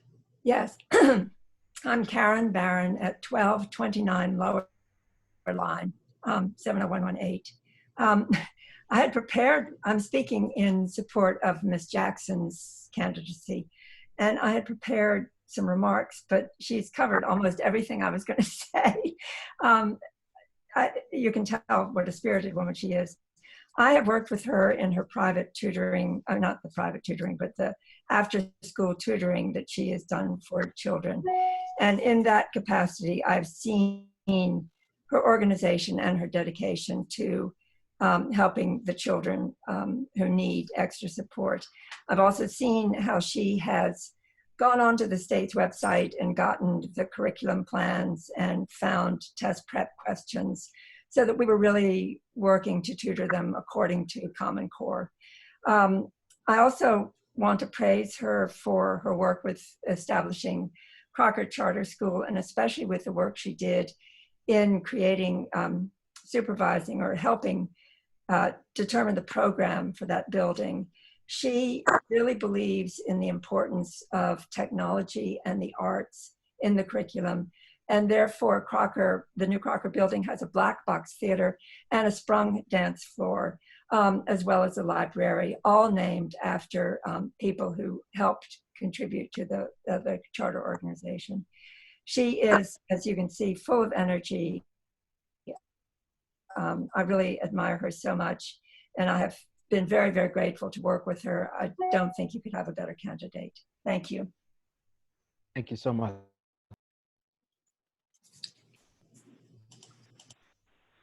Thank you. The next speaker is Sean Rafferty.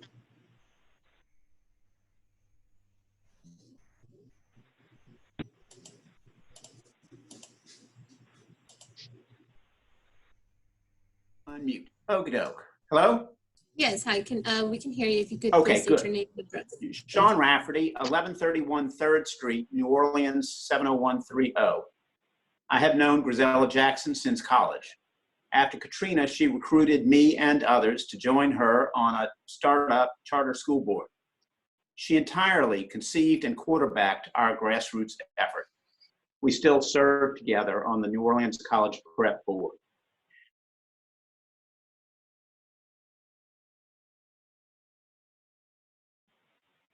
Her experience with charter schools spans 13 years, if I'm counting correctly. And responding to Mr. Marshall's question, she has never missed a meeting that I recall. Grisella is tireless, tenacious, and totally dedicated to the children of our city.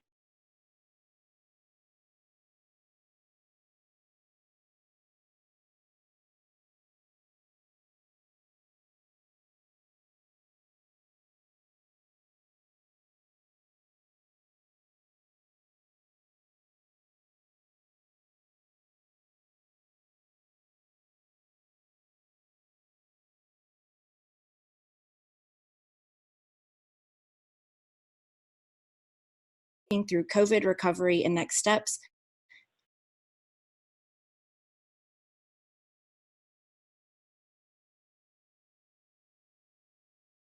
The city will also be well served by her past work with Medicaid supportive services and finances. This experience in public service, working for multiple governmental bodies, truly sets Katie apart. But above all else, her work will be informed by the residents of her district and especially her own experiences with her kids and family. As I think through my own children's future experience in New Orleans public schools and about how to ensure equity and that we're offering the best education and supports to all of our children, I would be so grateful to have Katie representing my voice through this interim term and beyond. Thank you.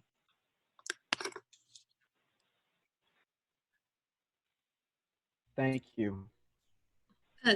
Thank you. And just to go back to see if Mr. John A. Jones Jr. has joined.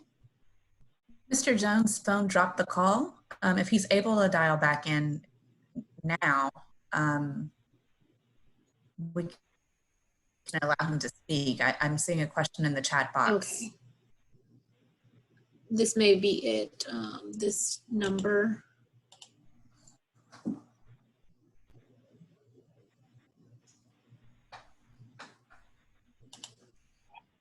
How about that? Hi, is this Mr. Jones? Yes, it is. Okay, glad we were able to get you on, Mr. Jones. If you could please give your name and address for the record. Thank you. Okay, my name is John A. Jones Jr. I live at 14326 Thornbriar Drive, Baton Rouge, Louisiana, 70817. I would like to thank the board for giving me an opportunity to just give some thanks to a very good student that I had many, many years ago. Her name is Grisella A. married name Jackson. She was a very excellent student in my social studies class at Al-C Forche Senior High School. She demonstrated all of the academic skills that helped her throughout her academic career.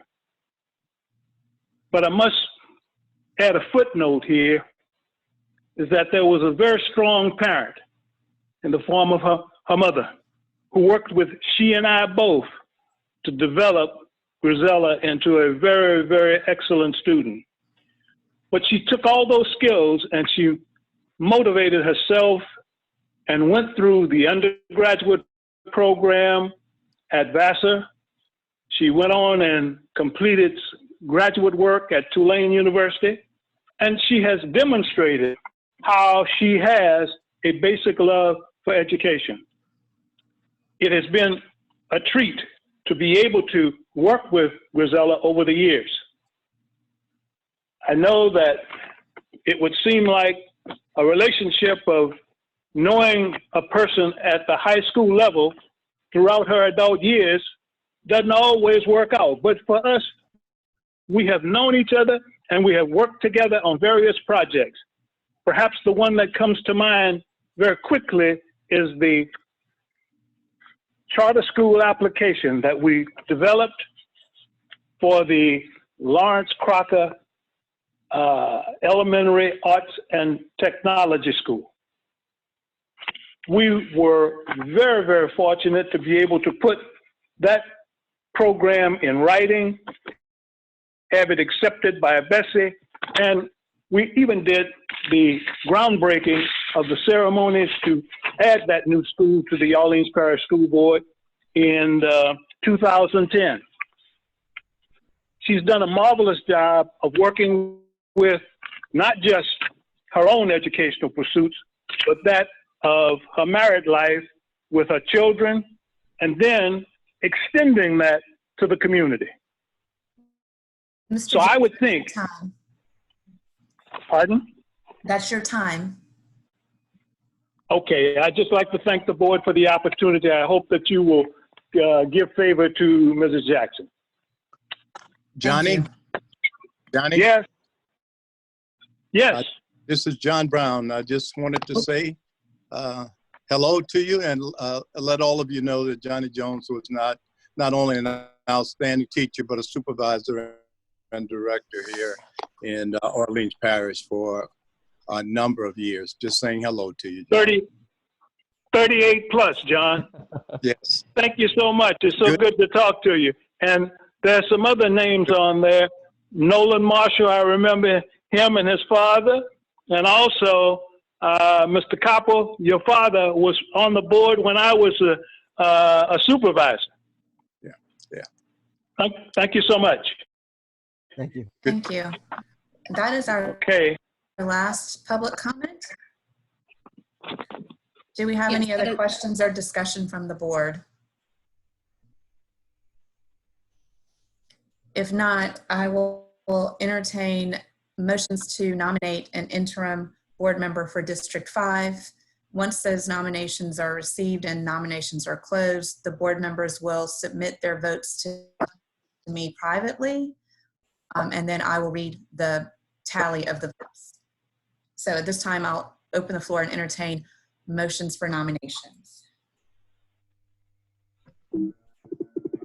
Mr. Marshall, you're on. To nominate Katie Beaudoin. I nominate Ms. Grisella Jackson. I'll second Mr. Marshall's nomination on Grisella Jackson. Okay.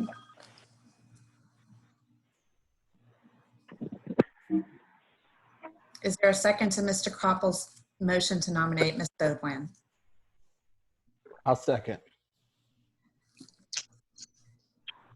Are there any other nominations?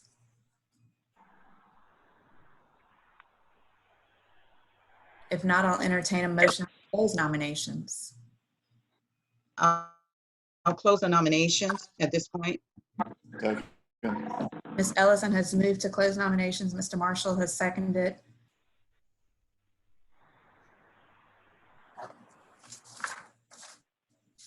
Is there a roll? Well, I'll do a roll call vote on closing nominations. Mr. Ashley, Yes. Mr.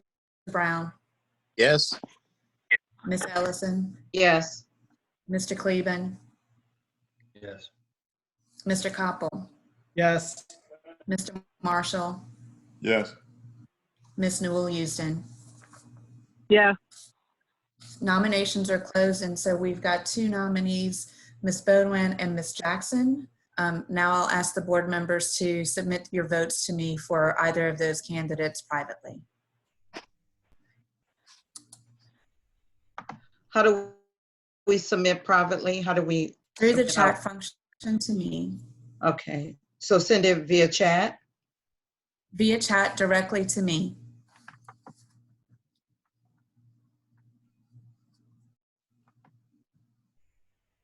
I'm not sure how to do that. Why can't we do a roll call vote? I don't see how to do that. There Ms. was, Ellison, there was I emailed mine to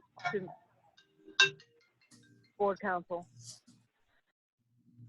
There were requests that this vote be taken just as you vote on the board members who are president and vice president. And so even though we're virtual, that's the way that we're doing it, through the chat function or through email to me.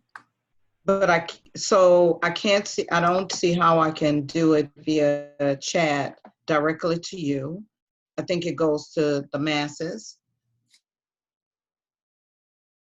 The to line, there's a pull down and it'll show the names of people that you can send to. Okay, let me go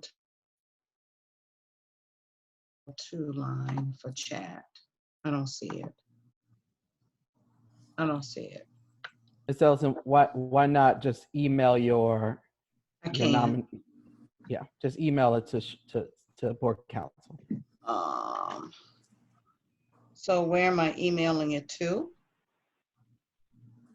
My business email, swilliams@fishman-haygood. Okay, let me get to that.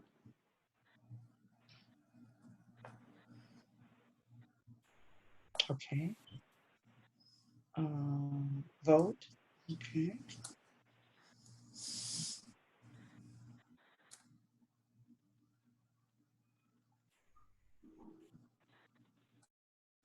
So do I need to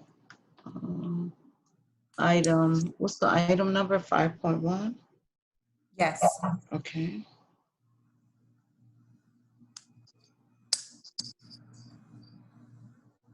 Okay, I just emailed you. Duranda, have you received? If I don't receive your vote, I will let you know. Okay. Okay, I've received votes from all board members and I will read the votes that I've received. We have seven votes in total, 6 for Miss Grisella Jackson and 1 for Miss Katie Bodwan. We have Mr. Ashley for Miss Grisella Jackson, Mr. Brown for Miss Grisella Jackson, Miss Ellison for Miss Grisella Jackson, Mr. Cleben for Miss Grisella Jackson, Mr. Koppel for Miss Bodwan, Mr. Marshall for Miss Grisella Jackson, and Miss Newell Houston for Miss Grisella Jackson.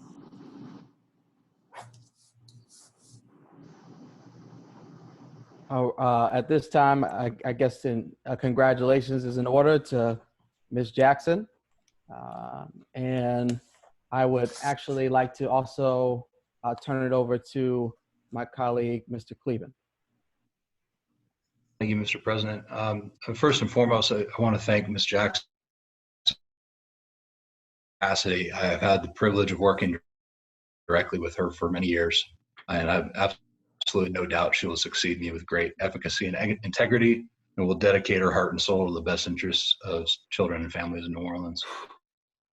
It has been an absolute honor to serve this community for the past 15 years, both as a school leader and a member of the Orleans Parish School Board. It's not easy to say goodbye after investing so much of myself into this work for so many years. It weighs deeply on my heart that there's still so much left to do to truly achieve our collective vision for all children in New Orleans to have access to the quality of life they deserve. But I also know that this decision to move out of state is ultimately what's best for my family. And I appreciate you all understanding that I must make them my top priority at this time. I want to thank my colleagues on the board for the professional and collegial working relationship we've all had together. Though it can be underappreciated sometimes, we really have accomplished some great things together for our schools and our school system. And I will miss you all. Thank you, Mr. Superintendent, Dr. Lewis, for your leadership and partnership. Thank you for the wonderful team you put together that I've had the great pleasure of working with for the past 3.5 years. And thank you to all the invested stakeholders from across our community, many of whom are on this call now. It's an absolute privilege to work alongside so many incredibly talented and dedicated people, and to everyone here, thank you. I will miss you. Please keep in touch with me, and if there's ever anything I can do to help this city that I love so much from afar, please know that I'm only a phone call away. Best wishes to all of you. Thank you, Mr. President. Can I say something, Mr. President? Before you, certainly, please do. Okay. So Ben, I was thinking of words to say to you as you have served this district and served it well. And I know one of your favorite songs is about New Orleans and how you love New Orleans. And if I could sing, I would, but I don't think I would bless you with my voice of singing one of your favorite songs. But I really do. I love you. I appreciate what you have done for this district. I pray for you and your family. This has not been a easy journey. However, it's been a journey of that you've enjoyed, so to say, even during the hiccups and everything that we've gone through as a district. And that's a part of public service. But anyway, I just want to say we thank you for serving the city of New Orleans, serving your district, serving on the board. You have been a great colleague. You've been a great friend. And I just want to say we appreciate everything you've done. And on behalf of the city of New Orleans and the students of New Orleans and the children of New Orleans, thank you for everything that you've done and all your endeavors and everything that you have given to our district. Thank you, Leslie. That means a lot to me. I love it too. I'd like to say one thing. Please. Much love to you, my brother. And I wish you and your family much happiness. And until we meet again, and just be safe. And same to you, Noah. Thank you very much. Yeah, may I just add too, Mr. President, thank you, Ben, for your work, your commitment, and so on. And Godspeed to you and your family.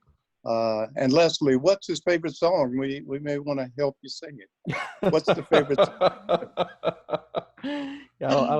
Proud, I am going to yield to our board president. I don't think we want to hear me sing or any of our other board members. And I don't know if there's any. I've heard Mr. Ashley croon before. I'd be happy to hear him. Yeah, definitely. I forgot, Ethan and Nola can sing. I even taped him in one airport. I taped him at the airport one time. Tell us what the song is. What is the song? What is the song? I can't remember just say the song, Ben. I think she's referring to, do you know what it means to miss New Orleans? Yes, that's it. That is it. And who is that song by? Louis Armstrong. That's it, Louis Armstrong. Very Mr. President, may I have a few words? Very appropriate for this occasion. Certainly, Superintendent, please. Yes. Thank you, Board President. To not only thank you for your service on the school board, but also your service to the students of New Orleans from all the different roles that you actually held here in the city of New Orleans, always keeping students at the top priority. I also want to just personally thank you for, I know on this board, there were some tough decisions that had to be made in the best interest of children. And I'm very thankful that you have always been a champion for those tough decisions, because even though it may be it was a tough time to go through those matters, but at the end of the day, you know, we're making the right decision for our young people. And so I will never forget that. And also, as you are transitioning for what is best for you and your family, now that we've gone through COVID-19, I think it's more important now than ever before that your children are able to grow up around their loved ones, because we do know, we see the world is changing right before us each and every day. And so we wish you the very best, wish the very best for you and your family during this time. And of course, just like you say that you're a phone call away, I can echo and say that we are also a phone call away. And again, just want to thank you for your service, dedication to our young people, and your relationship with me. I'm very grateful. So we wish you well to you and your family. Thank you so much. Thank you, Dr. Lewis. Mr. Ashley, may I make a comment? Please do. Ben, it's hard to believe that it's been 15 years since I met you, right as the waters of Katrina were still standing, and we met on the Capitol in Baton Rouge.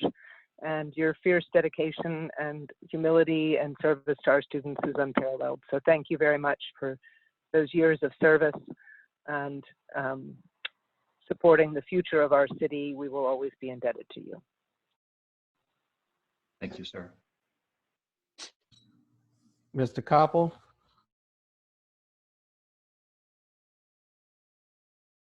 In here, it's hard coming behind 5 other people, but the things you've done are amazing. Your educational experience was awesome. You came in at just the right time at this city, and you know, did a lot of great work. But particularly in the school system, you know, I came to appreciate your financial mind, which was really amazing. And it's great having somebody like you as a partner on the school board. And we got, you know, we're happy for the time we had with you and the service we got from you, because we're richer because of it. And I wish you well in your new endeavors, and wish your family well. And can't wait till we see you again back here in New Orleans. Thanks so much. Me too, Woody. Thank you very much. You know, Ben, I had the opportunity to go last, and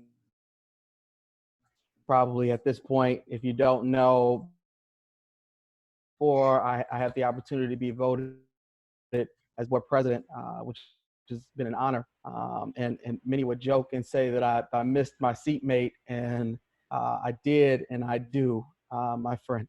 And so, you know, I want to acknowledge, man, I'm trying not to be emotional here, but I want to acknowledge that you did not serve alone. Obviously, you have a magnificent wife in Jessie. I just want to acknowledge her for everything that she tolerated, and all the support that she gave you, and all the restless nights that I know that she was rooting you on and praying for you, my friend. You know, I'm clear to say there is very few people who I'd like to go into battle with, excuse me, and you are one of those people, my friend. We have dealt with the busing issues, enrollment issues. We've dealt with criminal justice issues, voting issues. We brought our district back under one umbrella. I mean, we've had the opportunity as we've served together to also evaluate our superintendent and create that process together along with Ms. Houston. And so I just want you to know, I will you've done on behalf of our young people. And I think none of your colleagues will forget how much you have dedicated your life to this work, and how much your heart is in this work. And whenever you speak, I want you to know, I think you know this, your colleagues listen, and you are a man about action. You are a man of your word, and you have made District 5 extremely proud. And there's not many people who can say that. Dear brother, I wanted to make sure that you know that you were not forgotten on today. This presentation, although we didn't put it on the actual agenda, I wanted you to know that there is a plaque that says, Ben Cleveland, for your years of outstanding service and leadership as an Orleans Parish School Board member, District 5, and we'll be mailing this to you immediately. I just want to say that I love you, my friend. We will be friends for life. And if you ever have an opportunity to think about the work that you've done here and take time to reflect, just know that at the end of the day, you made sure that for our playgrounds, where there's oftentimes dreams that are not completed, you made sure that our playgrounds were definitely perfected in terms of the dreams of those students who are trying to make sure that they're able to make a bigger difference in this world. And you're part of the adults who made sure that that happened. And so I can't say this enough, man. I'm really grateful to have served with you, grateful to have you as a seatmate and as a brother. And I look forward to just continue to build with one another in life. So thank you, brother. Thank you, Ethan. I don't know what this would have been like without you as a seatmate, and I've valued our friendship greatly. A great leader. You'll continue to lead with great impact. So I look forward to watching you from afar. Thank you, dear brother. If there are no other words at this time, please. Mr. Ashley, I just want to make sure that Mr. Cleveland. Oh, I wanted to make sure Mr. Cleveland as well in the chat box, wishing you well and thanking you for your years of service from Dana, Henry, Patrick, Dobart, and Miss Otero. And you can add me to the list. I've really enjoyed working with you, but I wanted you to make sure that the public is also sending you great wishes and thanking you for your years of service. We're getting more as I'm speaking. I know. I'm overwhelmed. I'm humbled, and I'm grateful. Thank you. I'm gonna have to turn my video off before I embarrass myself further. Well, now is, let's go to, 6, executive session. The time now is 5:37 p.m. May I have a motion to move into executive session? So moved. I have a motion from Ms. Ellison, a second by Mr. Koppel.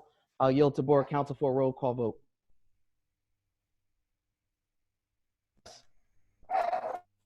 Ms. Brown. Yes. Ms. Ellison. Yes. Mr. Koppel. Mr. Marshall. Yes. Ms. Newell Houston. Yes. We are in executive session.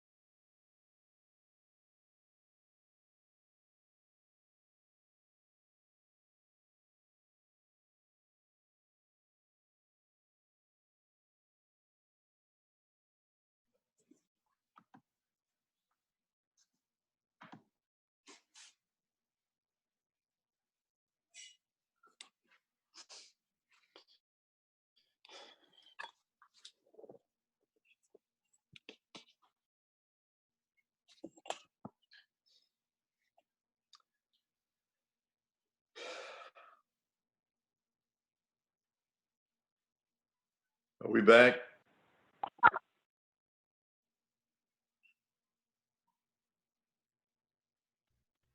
I was waiting on Brother John. There he is. Ms. Newell Houston, you're on.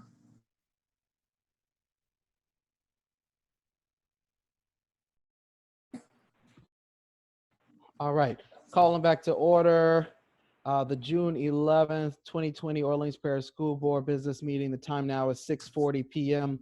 May I have a roll call? Mr. Ashley. Present.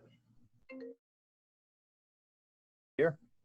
Ms. Ellison. Here. Mr. Cleben. Here. Mr. Koppel.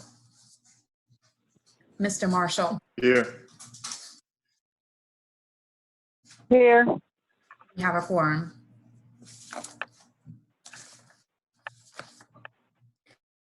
Item 6.1, the board convened an executive session to discuss the Orleans Parish School Board versus the City of New Orleans et al. Civil District Court number 2019-05174 and received a status report and no action will be taken. Thank you. 7.1 adjournment. There are no further items on the agenda. May I have a motion to adjourn? So moved. So moved. I have a Second. motion. I have a motion by Newell Houston, a second by, or was that Ellison? Ellison, that's good. Second by Marshall. Okay. Yeah, I gotta. The second by Marshall. So for a roll call vote. Mr. Ashley. Yes. Mr. Brown. Yes. Ms. Ellison. Yes. Mr. Cleben. Yes. Mr. Koppel. Mr. Marshall. Yes. Ms. Newell Houston. Yes. We are adjourned. All right. The time now is 6:42 p.m. Meeting adjourned. Thank you so much, Ben. Love you, man. Thank you. Thank you for your service. Love you all. Take care.